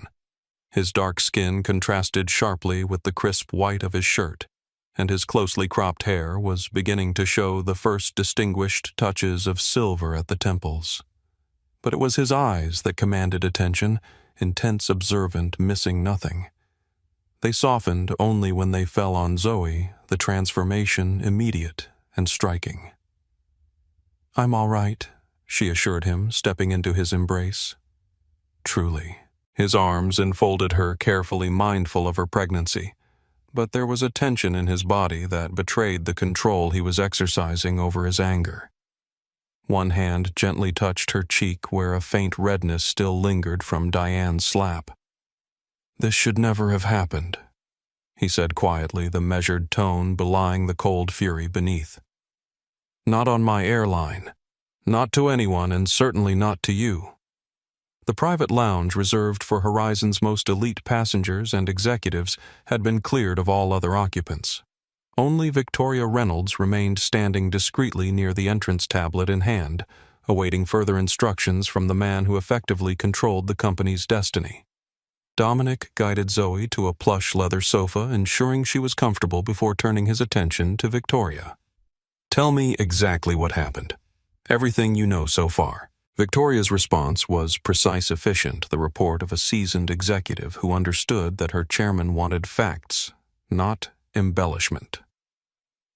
Based on preliminary statements and available footage, Head Flight Attendant Diane Miller engaged in a pattern of discriminatory service toward Dr. Williams throughout the flight. This culminated in her physically striking Dr. Williams during landing when your wife attempted to use the lavatory due to pregnancy discomfort. Dominic's expression remained impassive, but a muscle in his jaw tightened visibly. "The flight attendant struck my pregnant wife for needing to use the bathroom, after blocking her path and making a comment that witnesses have characterized as racially charged, yes," Victoria confirmed. "The incident was captured on video by a passenger in 3B Alexander Costa. We've already secured his footage and contact information, and the flight attendant." "Where is she now?" "Still on the aircraft with security present. She's being held for formal dismissal processing and potential transfer to Port Authority Police, depending on whether Dr. Williams wishes to press charges." Dominic turned to Zoe, the question implicit in his gaze. "I haven't decided yet," she answered honestly. "Part of me wants to see real consequences, but another part questions whether the criminal justice system is the right venue for addressing what's fundamentally a deeper issue." Dominic nodded, respecting her perspective, even as his own instinct clearly leaned toward the most severe consequences possible. He turned back to Victoria. "I want to speak with her." "With Ms. Miller?" Victoria clarified surprise, briefly breaking through her professional demeanor. "Yes. Have her brought here immediately. Ensure security remains present." Victoria hesitated only briefly before nodding. "Of course, Mr. Jackson. I'll arrange it now." She stepped away to make the necessary calls, leaving Dominic and Zoe momentarily alone. "You don't have to do this," Zoe said softly, recognizing the cold determination in her husband's bearing. "The company can handle the disciplinary process without your direct involvement." Dominic took her hand, his thumb gently stroking her wedding ring. "This isn't just about discipline, Zoe. This is about understanding what's happening in my company, What's happening right under my nose while I issue grand statements about dignity and respect? He shook his head, self-recrimination evident in the gesture. I've been so focused on the big-picture fleet modernization route expansion service protocols that I missed the human element. The culture that allows someone like Diane Miller to feel entitled to treat passengers differently based on how they look. You can't personally screen every employee for prejudice, Dominic. No, he agreed, but I can ensure that when it manifests, the response is unequivocal, and I can use this incident to drive change throughout the organization. Victoria returned before Zoe could respond. Ms. Miller is being escorted here now. Our legal counsel advises that since this may lead to criminal charges, we should have a witness present for any conversation. You'll serve as witness, Dominic decided, and record the entire exchange. Within minutes, the lounge door opened again, and Diane Miller was escorted in by 2 security officers. The transformation in her appearance from the confident authoritarian presence who had commanded the first-class cabin was striking. Her posture was diminished, her face pale, her hands visibly trembling. Her uniform, once worn with such pride, now seemed to hang on her frame like a costume she no longer had the right to wear. Her eyes darted around the luxurious lounge before settling on Dominic, recognition dawning as she connected his face with the portraits she had seen in company materials and news articles. Then her gaze shifted to Zoe sitting beside him, and the last pieces fell into place. Her lips parted slightly, but no sound emerged. Ms. Miller, Dominic began, his voice deceptively conversational. "Do you know who I am?" Diane swallowed hard. "Yes, sir. You're Dominic Jackson, chairman of Horizon Airways. And do you know who this is?" He gestured to Zoe. Your wife, sir." The words were barely audible. "Dr. Zoe Williams Jackson," he confirmed. "Chief of Pediatric Cardiothoracic Surgery at New York Presbyterian. My wife, the mother of my unborn child, and a passenger on your flight today, who you subjected to discriminatory treatment before physically assaulting her." Diane's face crumpled slightly at the direct accusation. "Sir, I can explain." "Can you—" Dominic interrupted, his tone hardening. "Can you explain why you questioned my wife's seat assignment when she boarded? Why you denied her an extra pillow for her pregnancy discomfort? Why you skipped her during meal service?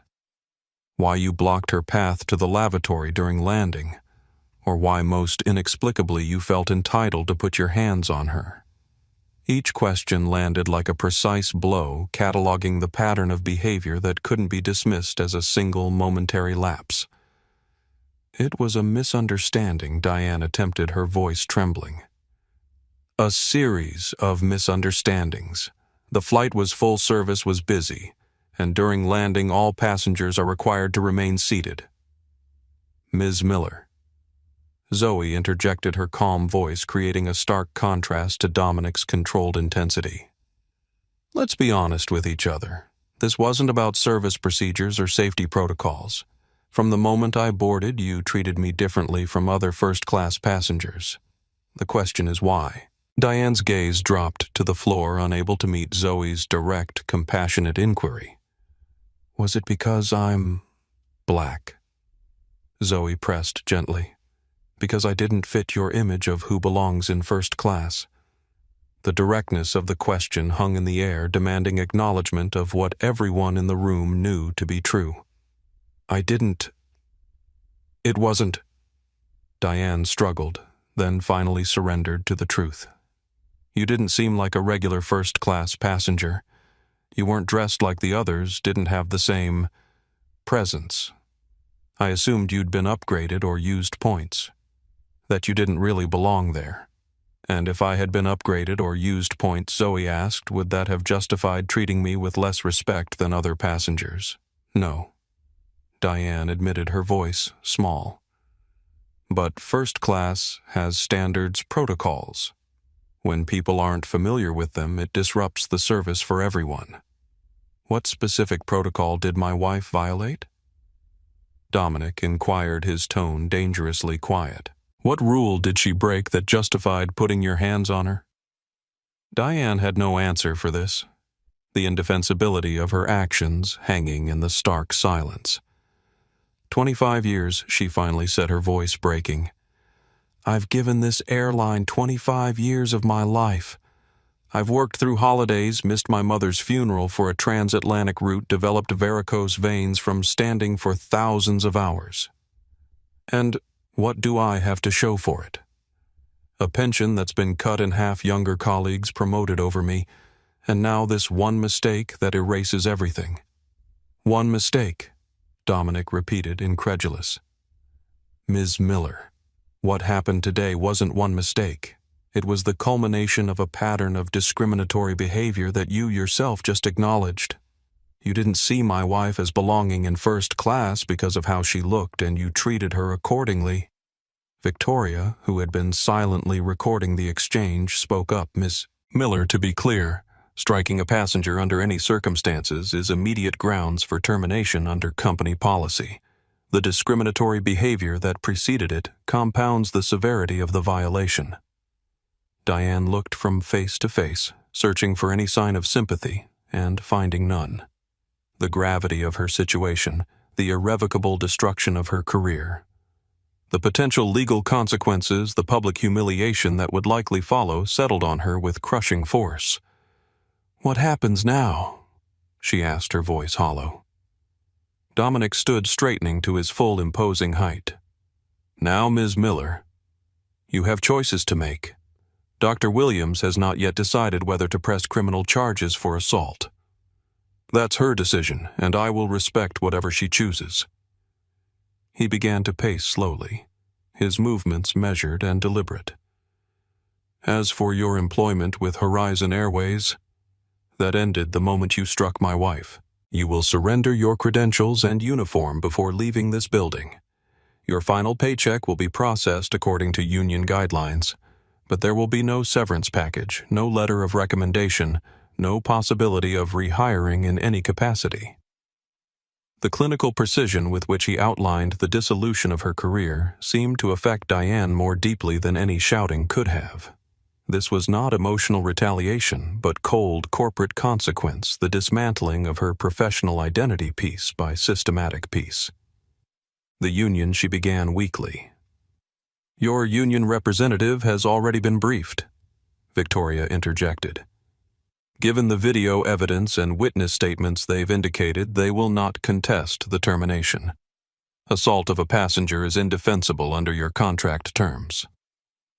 Diane's last hope of protection crumbled. She sank further into herself, a woman watching the pillars of her life collapse in real time. Zoe, who had been observing quietly, finally spoke again. Ms. Miller, I'd like to ask you something, and I hope you'll answer honestly. Her tone remained measured, professional, the voice of a surgeon accustomed to difficult conversations. If you had known who I was when I boarded, if you had recognized me as Dominic Jackson's wife, would you have treated me the same way? The question pierced through the room, its implication unavoidable.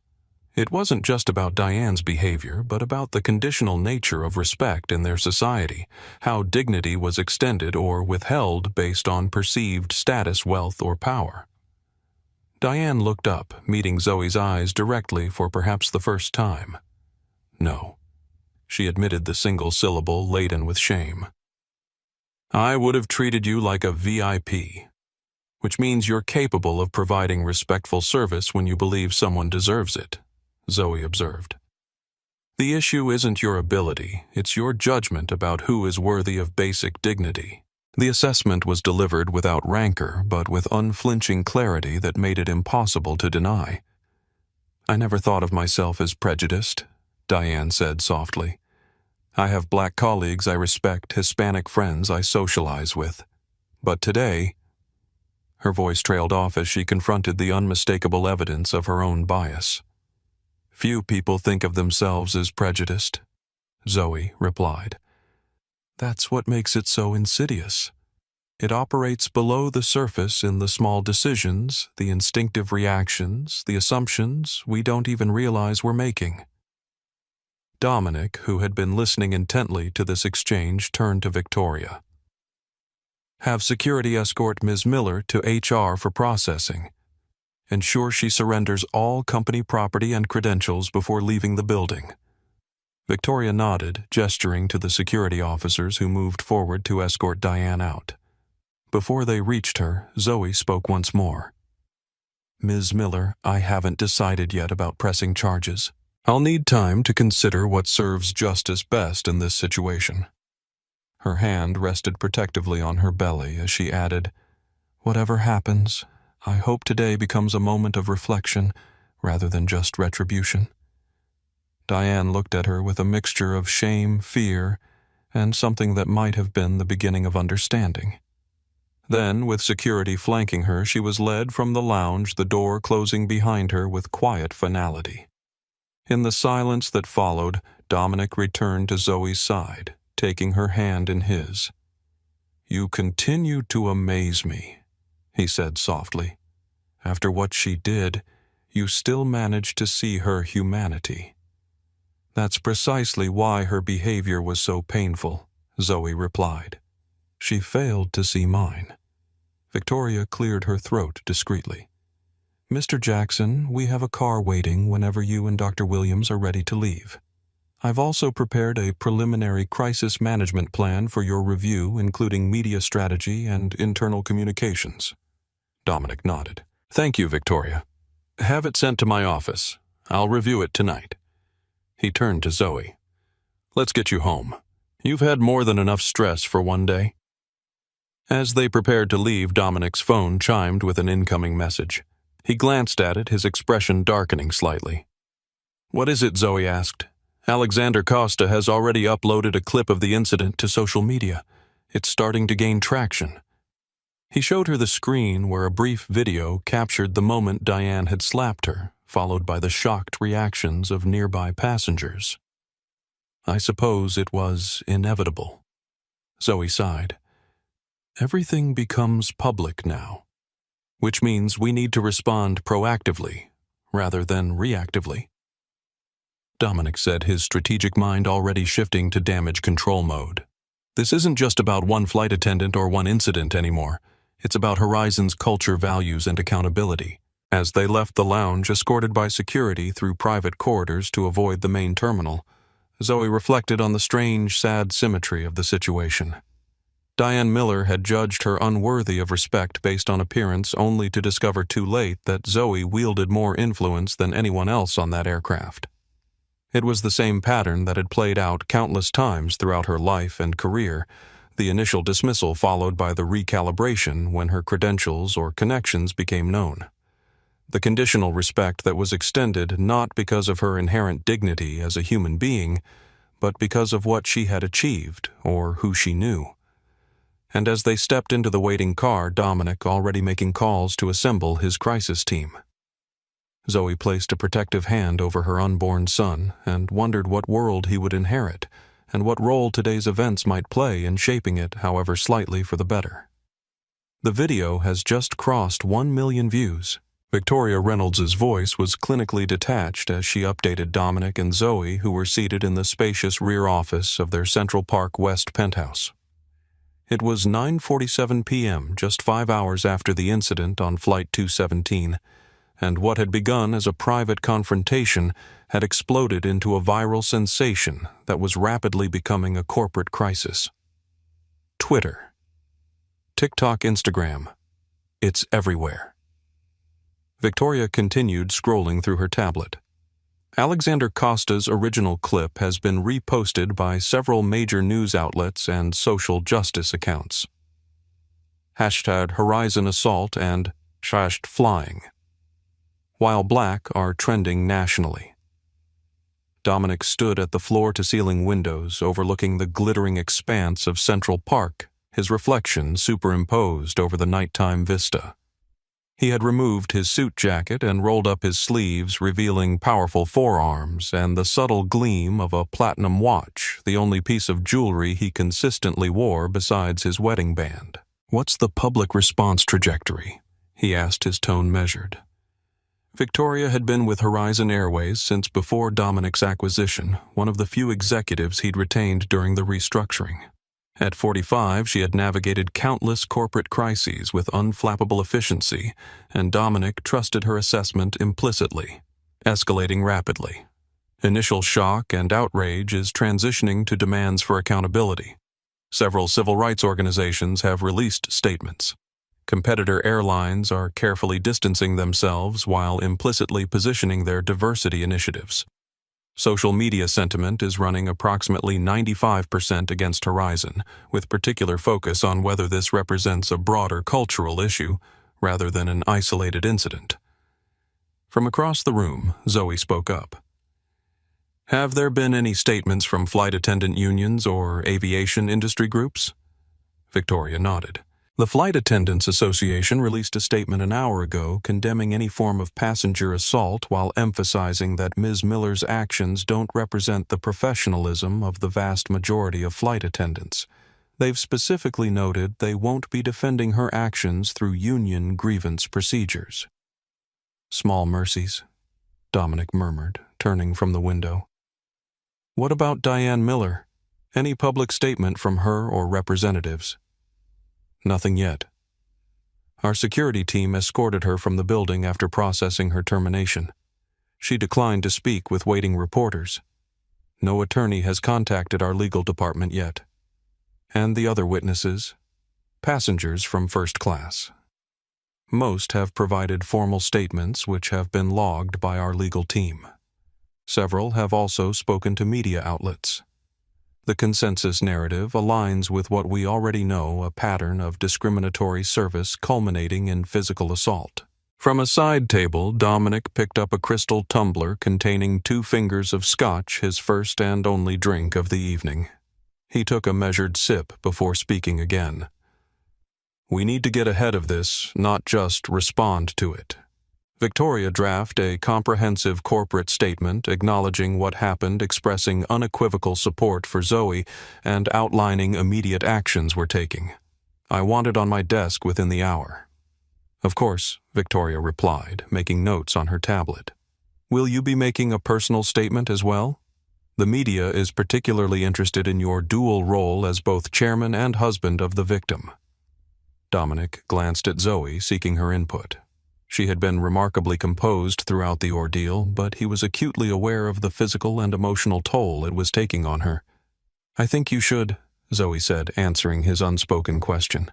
"Not just as my husband or as Horizon's chairman, but as someone with the platform to address why this matters beyond one incident on one flight." He nodded, accepting her wisdom as he so often did in matters requiring nuance rather than decisive action.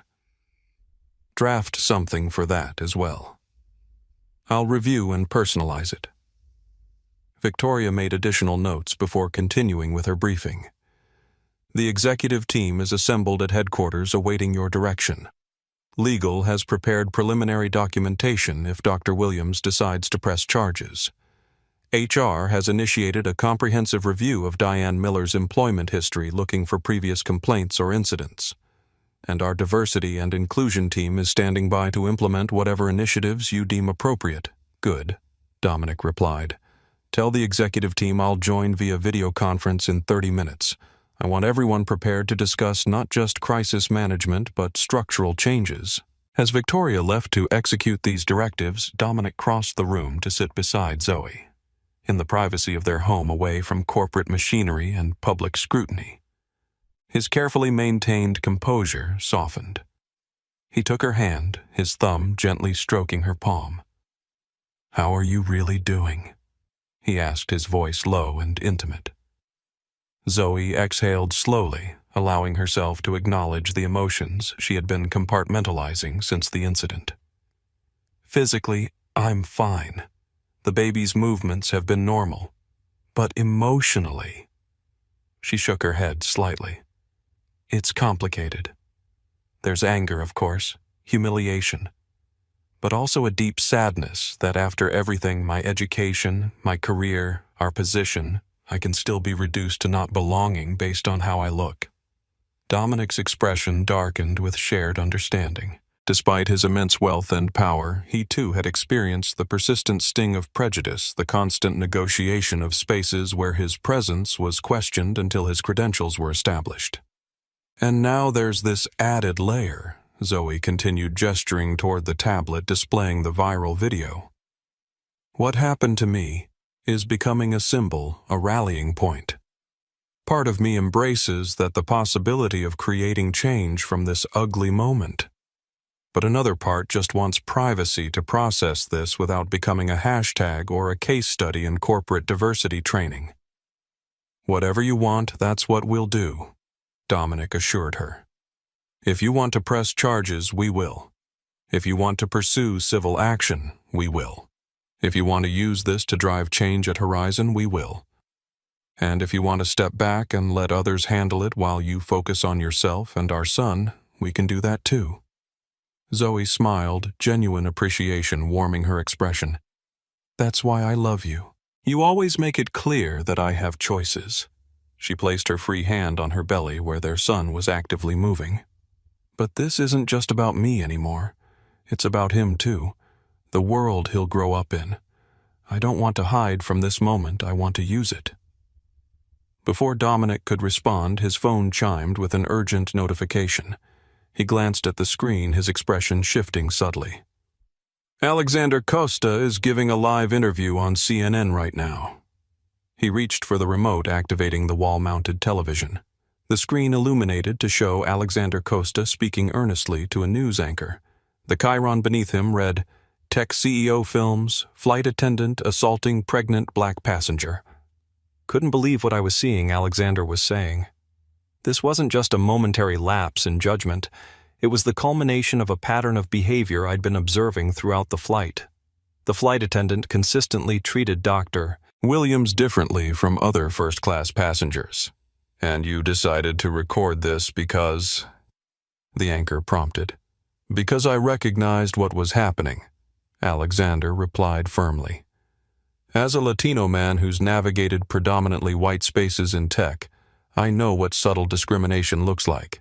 It often goes undocumented, unaddressed, because it's a series of small slights rather than one dramatic incident. But in this case, it escalated to something that couldn't be explained away or denied. The anchor nodded. The video clearly shows the flight attendant striking Dr. Williams. What happened immediately after that shock? Complete shock throughout the cabin. Several passengers spoke up immediately, calling out what they'd seen. I made it clear I had recorded everything.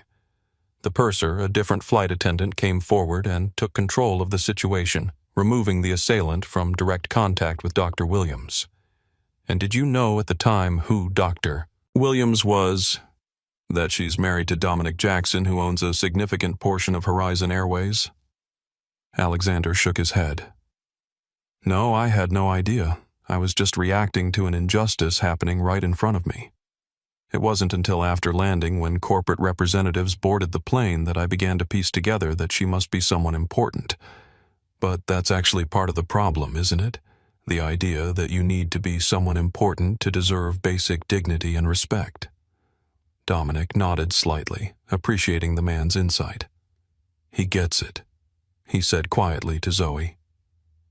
The interview continued, with Alexander providing a detailed account of what he had witnessed throughout the flight, the selective courtesy, the denied requests, the enforced policies that didn't seem to apply to white passengers.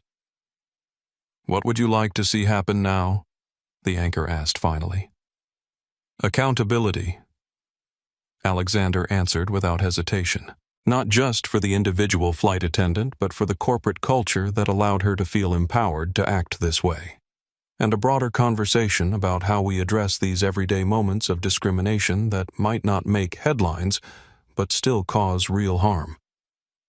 As the interview concluded, Dominic muted the television and turned to Zoe. He's made some valid points about corporate culture. This isn't just about Diane Miller, it's about the environment that enabled her behavior. Zoe nodded thoughtfully. The question is, what are you going to do about it? The question hung in the air as Dominic's phone chimed again. a reminder of the pending video conference with his executive team. He stood straightening his shirt cuffs in a habitual gesture. I'm going to start by making it unequivocally clear that what happened today represents a failure at every level of our organization. Then I'm going to implement changes significant enough that no one can dismiss them as mere damage control. His voice had taken on the decisive tone that had made him so formidable in business. By the time I'm done, Horizon Airways will either become an industry leader in equity and inclusion, or I'll sell my stake and watch it collapse under the weight of its own hypocrisy. As he moved toward his home office for the video conference, Zoe called after him. Don't just react out of anger, Dominic. Make changes that will actually create lasting transformation, not just appease public outrage. He paused at the doorway, turning back with a slight smile. That's why I have you, Dr. Williams, to remind me that the goal isn't punishment, it's progress. Left alone in the living room, Zoe returned her attention to the muted television where the discussion had expanded to include a panel analyzing the implications of the incident. Her own face appeared on screen, a professional headshot from the hospital website, juxtaposed with a still frame from the viral video showing the moment of impact when Diane's hand connected with her cheek. The surreal quality of seeing herself as a news story, her private humiliation transformed into public discourse, wasn't lost on her. Yet beneath the discomfort was a growing resolve. If her experience was going to become a catalyst for change, she was determined to ensure that change was meaningful, not merely performative. From Dominic's office, she could hear his voice clear and authoritative as he addressed his executive team. Ladies and gentlemen, what happened today on Flight 217 is unacceptable on every level.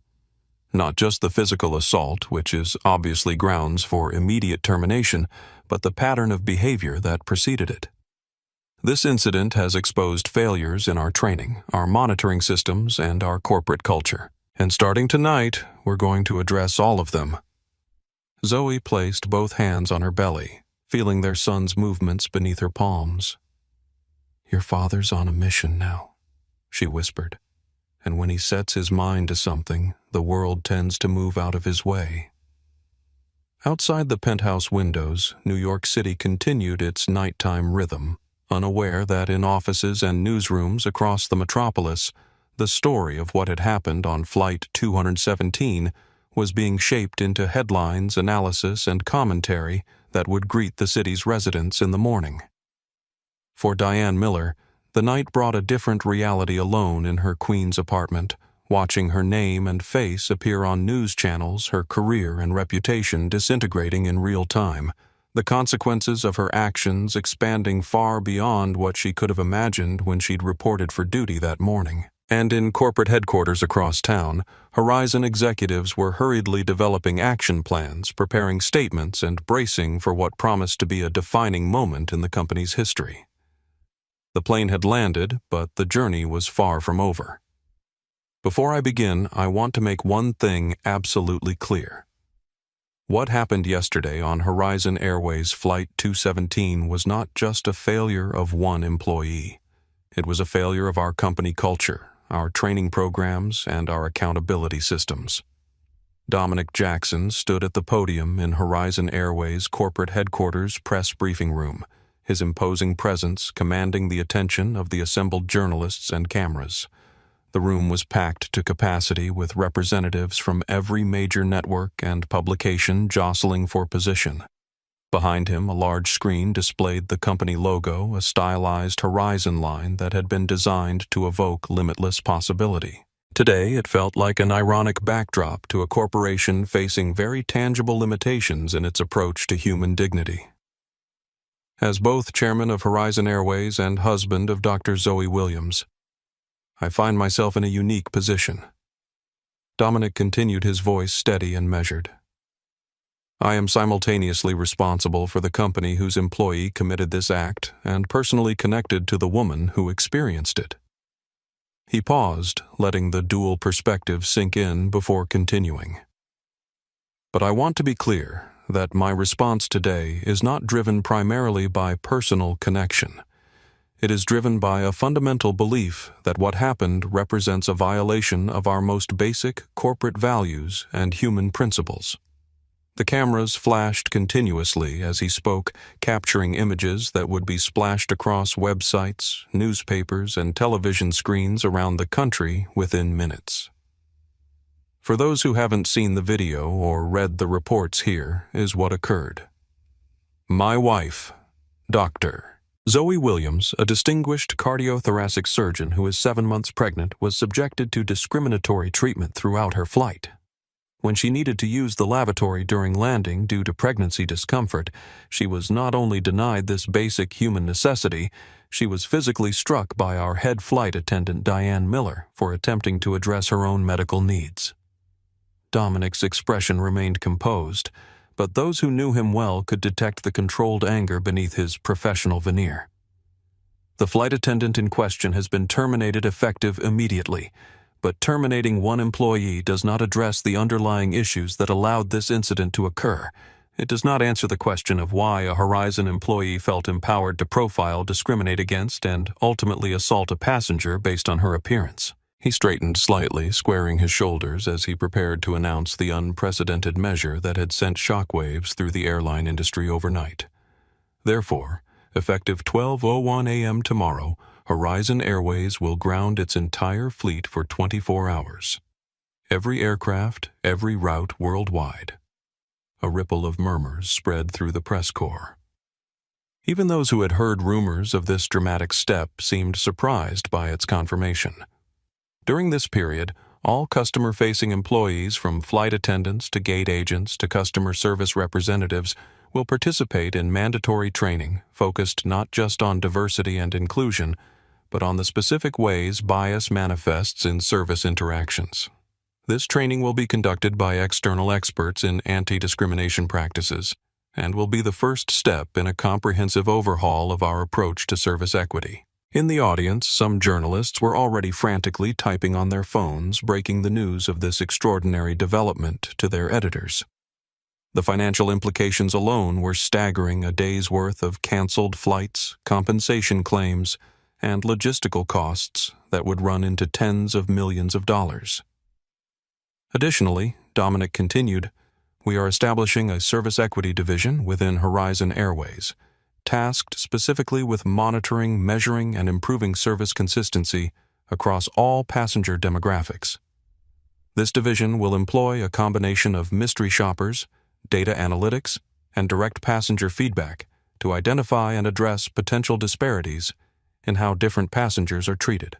He went on to outline further concrete measures, revising hiring and promotion criteria to prioritize emotional intelligence and cultural competence, implementing anonymous testing to identify service disparities, and creating a diverse external advisory board to guide ongoing improvements. The cost of these measures, including the fleet grounding, will exceed $50 million, he acknowledged frankly. But there is no price tag on human dignity. There is no acceptable financial calculation that justifies treating any passenger as less worthy of respect based on their appearance. As he spoke, information crawled across the bottom of television screens nationwide. Unprecedented Horizon Airways to ground entire fleet for anti-discrimination training, and airline takes dramatic action after assault on CEO's wife. Seated in the front row, Zoe watched her husband with quiet pride. She had arrived just minutes before the press conference began, still wearing her professional attire from the hospital. Despite her pregnancy fatigue and the emotional strain of the past 24 hours, she projected calm strength, the same quality that made her exceptional in the operating room. Dominic had moved to the question and answer portion of the press conference. Mr. Jackson called out a reporter from the Wall Street Journal. Critics are already suggesting that this dramatic response is only happening because the passenger involved was your wife. Would Horizon be taking the same measures if the victim had been an ordinary traveler with no connection to ownership? It was the question Dominic had been expecting, the obvious challenge to the sincerity and depth of Horizon's commitment. He didn't flinch from it. That's a fair question, he acknowledged, and I can't prove a counterfactual. What I can tell you is this. The fact that such an incident could occur on my airline under my leadership indicates a failure that extends far beyond one employee or one passenger.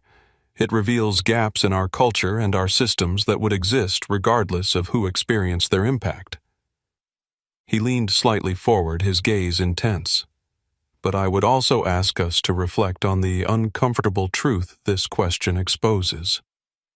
Why do we assume that corporations only take decisive action when the victims of mistreatment are powerful or connected? Why have we normalized a world where dignity and respect seem to be conditional privileges rather than universal rights?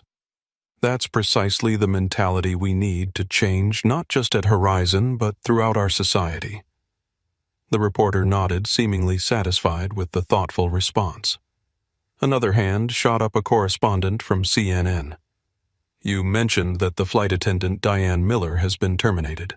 Are you concerned about potential backlash from the flight attendants' union, particularly given this morning's protests where several crew members expressed concerns about collective blame? I respect our flight attendants' right to express their perspectives, Dominic replied. The vast majority provide excellent professional service to all passengers regardless of background. This isn't about vilifying an entire workforce, it's about addressing specific behaviors and the conditions that enable them. He paused before adding, As for union concerns regarding Ms. Miller's termination, I should note that union leadership has already indicated they will not contest this action.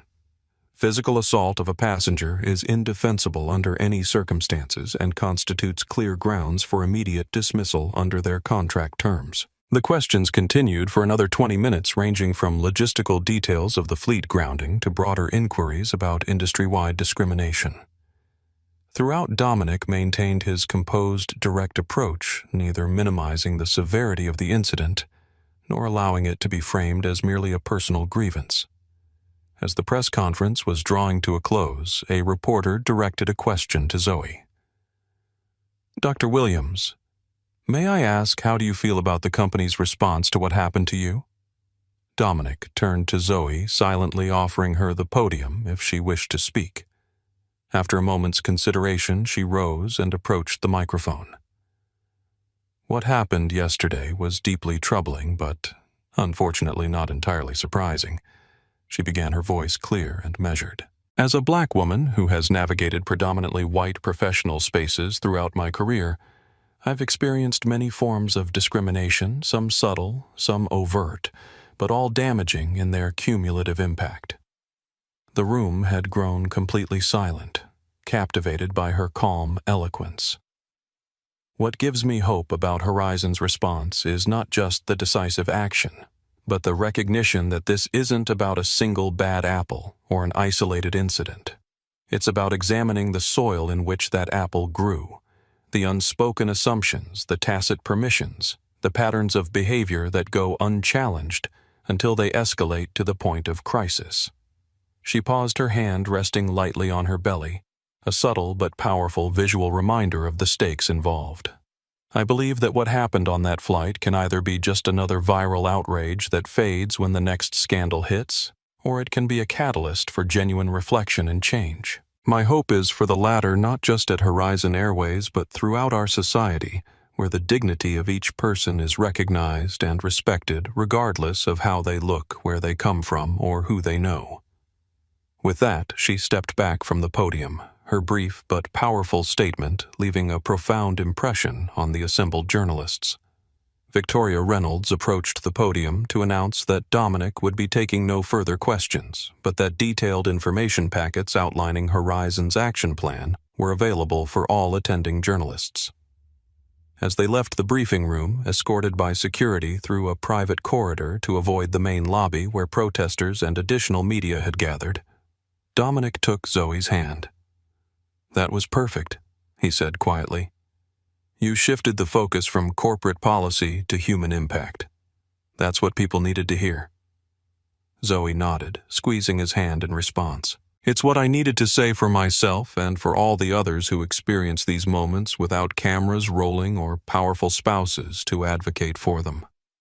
Meanwhile, across town, Diane Miller sat in stunned silence as she watched the press conference on her small television. The scale of Horizon's response, grounding an entire global fleet, was beyond anything she had anticipated. It transformed her actions from a momentary loss of control into a corporate-defining crisis that would be studied in business schools and cited in discrimination lawsuits for years to come. The realization brought with it a crushing weight of consequence far beyond the loss of her job or potential legal penalties. She had become a cautionary tale, a case study in how unconscious bias could manifest in destructive behavior with far-reaching implications. With trembling hands, she reached for the phone and dialed the number provided in the manila envelope. When the receptionist at the Center for Racial Justice and Reconciliation answered, Diane's voice was barely above a whisper. "My name is Diane Miller. I need to enroll in your program. All rise." The courtroom fell silent as Judge Michael Harrington entered his robes, swishing softly as he took his place behind the bench. The proceedings today were not a trial, but a sentencing hearing, the culmination of a legal process that had begun 3 months after the incident on Flight 217. Diane Miller stood beside her attorney, Harold Weiss, her appearance dramatically transformed from her days as a Horizon Airways head flight attendant. The crisp uniform had been replaced by a modest navy blue suit that hung slightly loose on her frame. Her once immaculate blonde bun had given way to a simpler style, streaks of gray, now visible, that had previously been meticulously colored. But the most striking change was in her bearing, the authoritative posture replaced by a wary, diminished presence. 2 weeks earlier, she had pleaded guilty to misdemeanor assault, a negotiated charge that acknowledged the physical contact while avoiding the more serious felony assault of a pregnant woman that the district attorney had initially considered. Ms. Miller, Judge Harrington began reviewing the file before him. "You have pleaded guilty to assault in the 3rd degree regarding an incident that occurred on Horizon Airways Flight 217. Before I impose sentence, do you wish to address the court?" Diane nodded, rising slowly. Her hands trembled slightly as she gripped the edge of the defense table. "Your Honor," she began, her voice softer than the commanding tone she had once used to direct first-class passengers. "I want to express my profound regret for my actions that day. There is no justification for striking another person, especially a pregnant woman." She paused, seeming to struggle with her next words. "For 25 years I took pride in my professionalism. But on that day I failed, not just in my duties, but as a human being. I've spent these past months reflecting on why I acted as I did, confronting biases I didn't want to acknowledge." Her gaze shifted briefly to where Zoe sat in the gallery, now in her 9th month of pregnancy. "Dr. Williams, I am deeply sorry for the pain and humiliation I caused you. What I did was inexcusable, and no amount of explanation about stress or safety protocols changes that fact." Judge Harrington nodded, then turned his attention to Zoe. "Dr. Williams, you've submitted a victim impact statement which I've reviewed. Would you like to address the court as well?" Zoe rose carefully, one hand supporting her lower back as she approached the podium.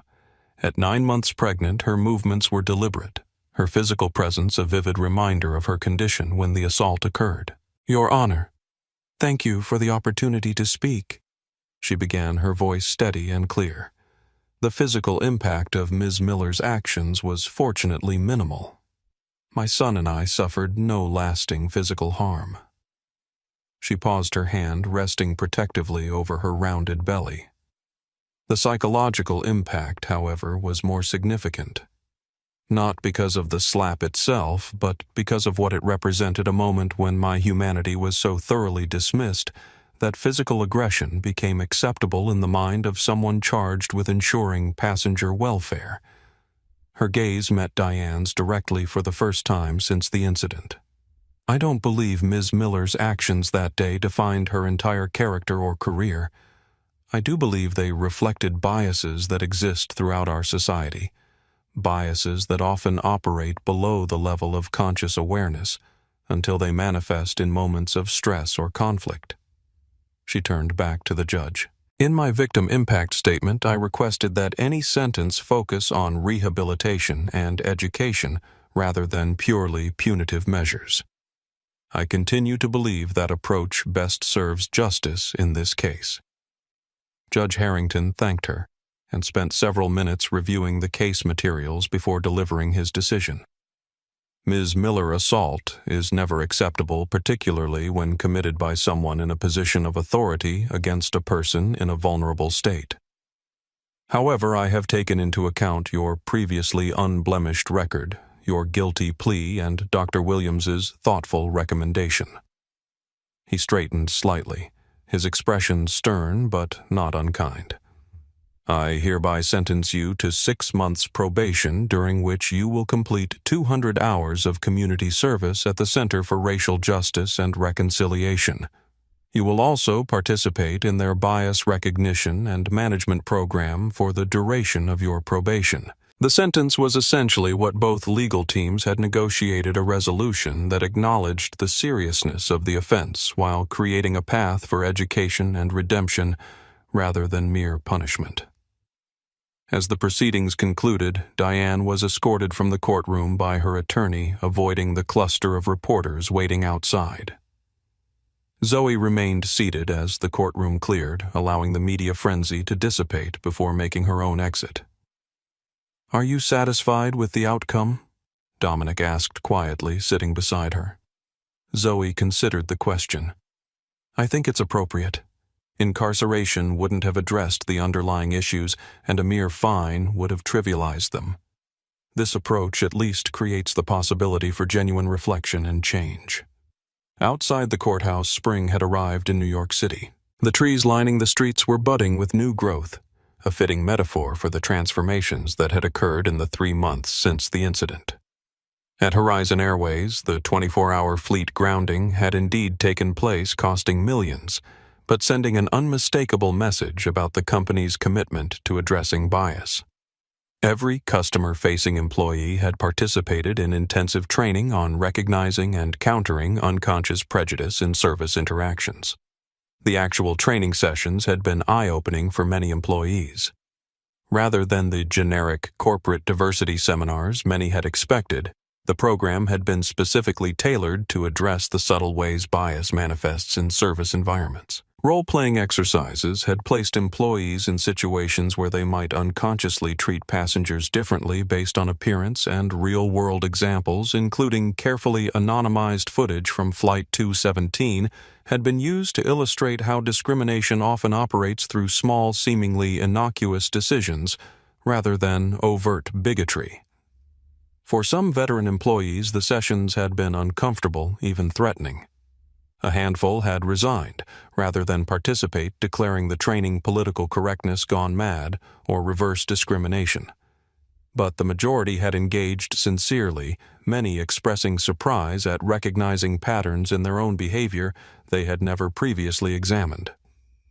More significantly, Dominic had established the Service Equity Division, a new department specifically tasked with monitoring, measuring, and improving service consistency across passenger demographics. Headed by Victoria Reynolds, who had been promoted to Executive Vice President, the division employed mystery shoppers from diverse backgrounds to regularly evaluate the passenger experience throughout the Horizon network. The findings from the first quarter of evaluations had been sobering. Despite the intensive training, measurable disparities still existed in service quality between white passengers and passengers of color, particularly in first and business class.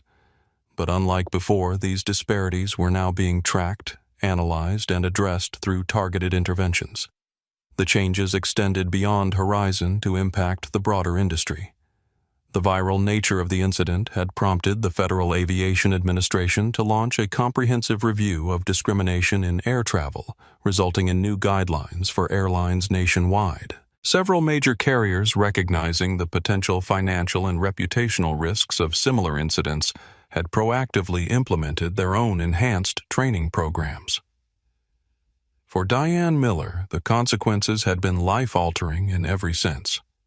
Beyond losing her career and facing legal proceedings, she had experienced a social death of sorts, friends and former colleagues distancing themselves, her reputation permanently tarnished by the viral video that would likely remain her primary identity in the public consciousness. The financial impact had been equally devastating. Unable to secure employment in commercial aviation or any customer service role, she had been forced to sell her Queens apartment to cover legal fees and living expenses. She now rented a small studio in a less desirable neighborhood, relying on part-time administrative work that barely covered her basic needs. Yet, amid these hardships, there were signs of genuine transformation. Her participation in the Center for Racial Justice and Reconciliation's program had initially been approached as merely a requirement of her plea deal, a box to check to avoid more severe consequences. But something unexpected had happened during the intensive workshops and community service components. In one particularly powerful session, participants were required to examine specific incidents where they had engaged in discriminatory behavior and trace the underlying assumptions that had informed their actions. When Diane's turn came, she had begun with rehearsed contrition, but as she spoke, something shifted. The performative apology gave way to a rawer, more honest recognition of the prejudices she had carried throughout her career. Prejudices about who belonged in premium spaces, about whose comfort mattered, about whose humanity deserved full acknowledgement. I believed I was just maintaining standards, she admitted to the group, her voice catching. But I was actually appointing myself as the gatekeeper of who deserved dignity. And I made those judgments based on appearance, on how people looked and dressed, on whether they matched my mental image of first class. I never called it racism, even to myself. I called it intuition or experience. But when I look back now, I can see exactly what it was. It wasn't a Hollywood transformation, no dramatic moment of complete redemption or tearful reconciliation. Rather, it was the slow, often painful work of recognizing patterns of thought so deeply ingrained they had seemed like objective reality rather than subjective bias. As she continued her community service hours, working primarily with youth programs in predominantly Black and Hispanic neighborhoods, she began to see her former passengers as complete human beings rather than categories to be managed. The changes were gradual, imperfect, but genuine, evident in small moments of self-awareness and reflection that would have been impossible for the Diane Miller who had boarded Flight 217 that fateful day. Meanwhile, at New York Presbyterian Hospital, Zoe had reduced her surgical schedule as her due date approached. The incident on Flight 217 had unexpectedly thrust her into a public role she hadn't sought, but had ultimately embraced. She had given a limited number of interviews, focusing not on her personal experience, but on the broader patterns of discrimination it exemplified.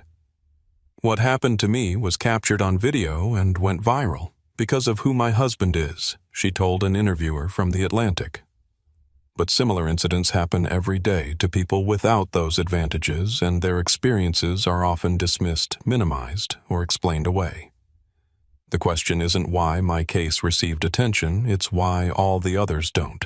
Her perspective had resonated widely, drawing attention to the countless everyday indignities faced by people of color in spaces where their presence was unexpected or questioned. She had received thousands of messages from individuals sharing their own experiences of being made to feel they didn't belong in first-class cabins, exclusive restaurants, luxury stores, academic institutions, and corporate boardrooms. Rather than becoming overwhelmed by these stories, Zoe had seen them as an opportunity to create something meaningful. Working with colleagues from medicine, academia, and social justice organizations, she had established the Dignity Initiative, a nonprofit focused on documenting and addressing everyday discrimination in service environments. The initial funding had come from Dominic, but the organization had quickly attracted support from other corporate leaders and foundations who recognized both the moral imperative and the business case for ensuring equitable treatment across customer demographics. The goal isn't just to change individual behaviors, Zoe explained at the initiative's launch. It's to transform the systems and structures that enable those behaviors, to create environments where dignity is the default, not a privilege extended only to those who match a particular image of who belongs. For Dominic, the aftermath of Flight 217 had brought both professional challenges and personal growth. The fleet grounding had indeed cost Horizon Airways nearly $60 million, exceeding even the most pessimistic projections, and the company's stock had initially plummeted by 15%. Several institutional investors had quietly expressed concerns about his emotional decision-making, suggesting that his personal connection to the incident had clouded his business judgment. But as the quarters passed, an unexpected pattern emerged. Customer satisfaction ratings, which had dipped immediately following the disruption of the fleet grounding, began to climb steadily. Passenger surveys showed increased trust in Horizon's commitment to equitable service. Social media sentiment analysis revealed a marked improvement in brand perception, particularly among younger demographics and communities of color. By the 6-month mark, Horizon's stock had not only recovered, but exceeded its pre-incident value. Industry analysts were reluctantly acknowledging that what had initially seemed like a costly overreaction was increasingly looking like a savvy long-term investment in brand reputation and customer loyalty. More personally, the incident had deepened Dominic's understanding of the everyday experiences that shaped Zoe's navigation of the world. Despite his own experiences with racism as a successful black businessman, he had been stunned by the casual cruelty of Diane Miller's treatment of his wife, and by how unsurprised Zoe had been by it. "I've always seen you as extraordinary," he told her one evening as they prepared the nursery for their son's imminent arrival. "And you are. But I think I sometimes forgot that the world doesn't always see that first. Sometimes it just sees a black woman who doesn't match their expectations of who should occupy certain spaces." Zoe had smiled sadly, arranging tiny clothes in the dresser drawer. "That's why what you did with Horizon matters so much, not just for me, but for all the others who don't have someone who can ground a fleet or command a press conference when they're mistreated." As the due date approached, both Zoe and Dominic found themselves reflecting on the world their son would enter, a world still grappling with prejudice and bias, but perhaps with slightly more accountability, slightly more awareness than existed before. And when James William Jackson finally arrived on a bright spring morning, exactly 3 months after the incident on Flight 217, his parents made a quiet promise to ensure that he would grow up understanding both the realities of the world and his power to change it. Welcome aboard Horizon Airways Flight 115 to San Francisco. On behalf of Captain Davis and our entire crew, we're delighted to have you with us today.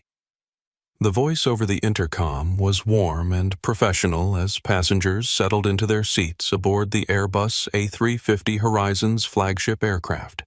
In the first-class cabin, a diverse mix of travelers arranged their belongings in preparation for the 6-hour transcontinental journey. Among them was Zoe Williams Jackson, seated in Suite 2A, with 10-month-old James, secured in a specially designed infant seat beside her. The baby's eyes were wide with curiosity, taking in the unfamiliar environment with the unfiltered wonder unique to children discovering the world for the first time. "Dr. Williams, welcome back," greeted Maria Gonzalez, the head flight attendant for today's service. "Is there anything special you or James need for the flight? An extra pillow would be wonderful," Zoe replied with a smile. "And perhaps some warm water for his bottle about an hour after takeoff." "Of course," Maria responded, making a note on her tablet. "I'll bring those right away. And please don't hesitate to press the call button if you need anything else at all." As Maria moved on to welcome other passengers, Zoe observed the interaction with professional interest. This wasn't just any flight, it was her first time traveling in first class since the incident a year ago, and she had chosen to do so as part of Horizon's Service Equity Audit Program. Unknown to the flight crew, Zoe was one of several experience evaluators on this flight, passengers specifically selected to assess service consistency across demographic categories. The program, implemented as part of Dominic's comprehensive overhaul of Horizon's approach to passenger experience, employed individuals from diverse backgrounds to travel on the airline and provide detailed reports on their treatment. Zoe's assignment was not to seek preferential treatment, but to evaluate whether service standards remained consistent for all passengers regardless of appearance, age, race, or other characteristics. Similar evaluators were positioned throughout the aircraft from first class to economy, each with specific metrics to observe and document. As boarding continued, Zoe noticed a young black woman being escorted to Suite 3A across the aisle, another evaluator, though they would maintain the fiction of being strangers throughout the flight. The woman settled into her suite with the ease of someone accustomed to premium travel, arranged her designer handbag beside her, and accepted a pre-departure beverage from Maria with a polite nod. The subtle choreography of the evaluation program was one of many changes Dominic had implemented in the year since the incident. The Service Equity Division had grown into a department of 30 professionals dedicated to measuring, analyzing, and improving service consistency across the entire Horizon network. Their efforts extended beyond mere observation to include structural changes in hiring practices, training protocols, and performance metrics. Flight attendants were now evaluated not just on technical proficiency and customer satisfaction scores, but on consistency of service across diverse passengers, a metric that directly impacted compensation and promotion opportunities. The changes hadn't been implemented without resistance. Some employees had left uncomfortable with the heightened scrutiny or unwilling to adapt to new expectations. Others had embraced the transformation, recognizing it as an opportunity to address unconscious biases they hadn't previously acknowledged. Industry reaction had been similarly mixed. Some carriers had dismissed Horizon's initiatives as excessive or performative, while others had recognized the business advantage of leading on equity issues and implemented their own versions of the program. The Federal Aviation Administration had incorporated elements of Horizon's approach into its updated guidelines for passenger treatment, effectively establishing new baseline standards for the entire industry. As the final passengers boarded and the doors prepared to close, Zoe caught sight of a familiar face in the terminal. Elena Vasquez, now Senior Vice President of the Service Equity Division, observing the departure as part of her regular field assessment routine. Their eyes met briefly through the aircraft window, a silent acknowledgement passing between them. For Zoe, this flight represented more than just a professional evaluation or personal milestone. It was a tangible manifestation of how a single incident, however painful, could catalyze meaningful change when addressed with intention and commitment rather than mere damage control. Little James gurgled happily beside her, completely unaware of his role in the transformation unfolding around him. He would grow up in a world still grappling with prejudice and bias, but perhaps with slightly more accountability, slightly more awareness than existed before.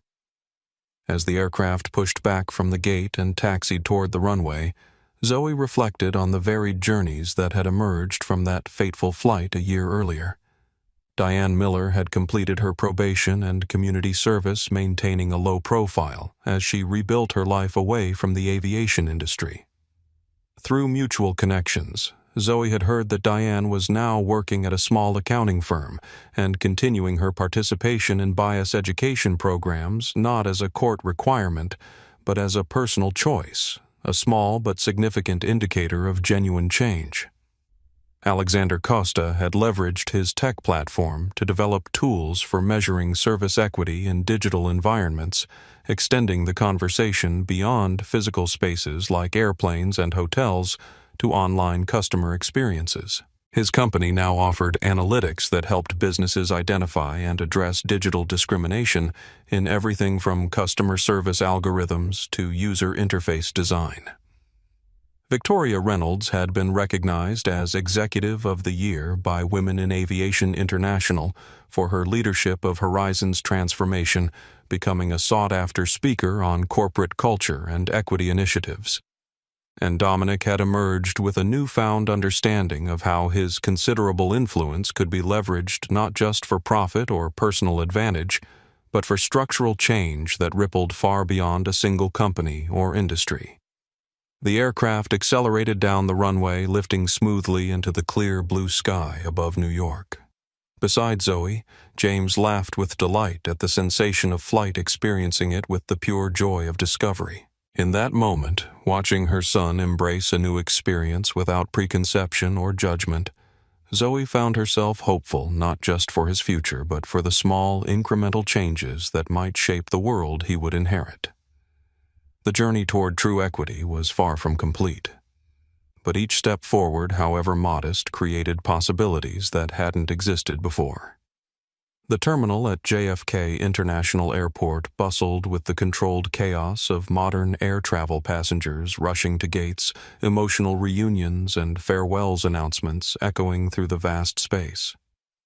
Amid this activity, Zoe and James made their way toward the exit, the baby securely strapped to her chest in a carrier, his curious eyes taking in the kaleidoscope of humanity flowing around them. Williams. The voice came from behind, causing Zoe to turn and find herself face to face with Lucia Rodriguez, the junior flight attendant who had witnessed the assault a year earlier and later testified during the legal proceedings. "I thought it was you," Lucia continued, smiling at the sight of James. "I wasn't sure if you'd remember me." "Of course I remember you, Lucia," Zoe replied warmly. "You were one of the few bright spots on that flight. How are you?" "I'm doing well," Lucia said, gesturing to her uniform, which now displayed the 3 stripes of a senior flight attendant. "I was promoted last month. I'm working with the new service training program now, alongside my regular flights." "Congratulations," Zoe said sincerely. "That's wonderful news." Lucia hesitated before adding, "Your husband's changes. They've made a real difference, not just in how we treat passengers, but in how we think about our responsibilities.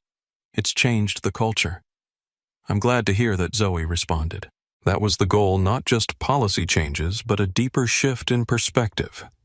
As they parted ways, Zoe continued toward the terminal exit where Dominic waited with their driver. The unexpected encounter with Lucia had prompted a moment of reflection on how the ripple effects of the incident had touched lives throughout the Horizon organization and beyond.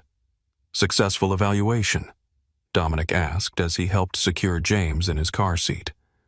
"Very," Zoe confirmed. The service was consistently excellent across all the evaluators, regardless of appearance or demeanor. "Your metrics team will have my full report tomorrow, but the preliminary results are promising." As their car merged into the stream of traffic leaving the airport, the Manhattan skyline rose before them, a testament to human ambition and the complex social structures that both divided and connected the city's inhabitants. "I was thinking about something today," Zoe said, watching James drift toward sleep in his car seat. "About dignity and how conditional it often is." Dominic turned toward her, his expression attentive. Their conversations about race privilege and power had deepened over the past year, informed by their different experiences navigating predominantly white institutions and the new perspective of raising a son who would face his own journey through these complex waters. "On that flight a year ago," Zoe continued, "Diane Miller didn't see me as deserving of basic dignity until she discovered my connection to you.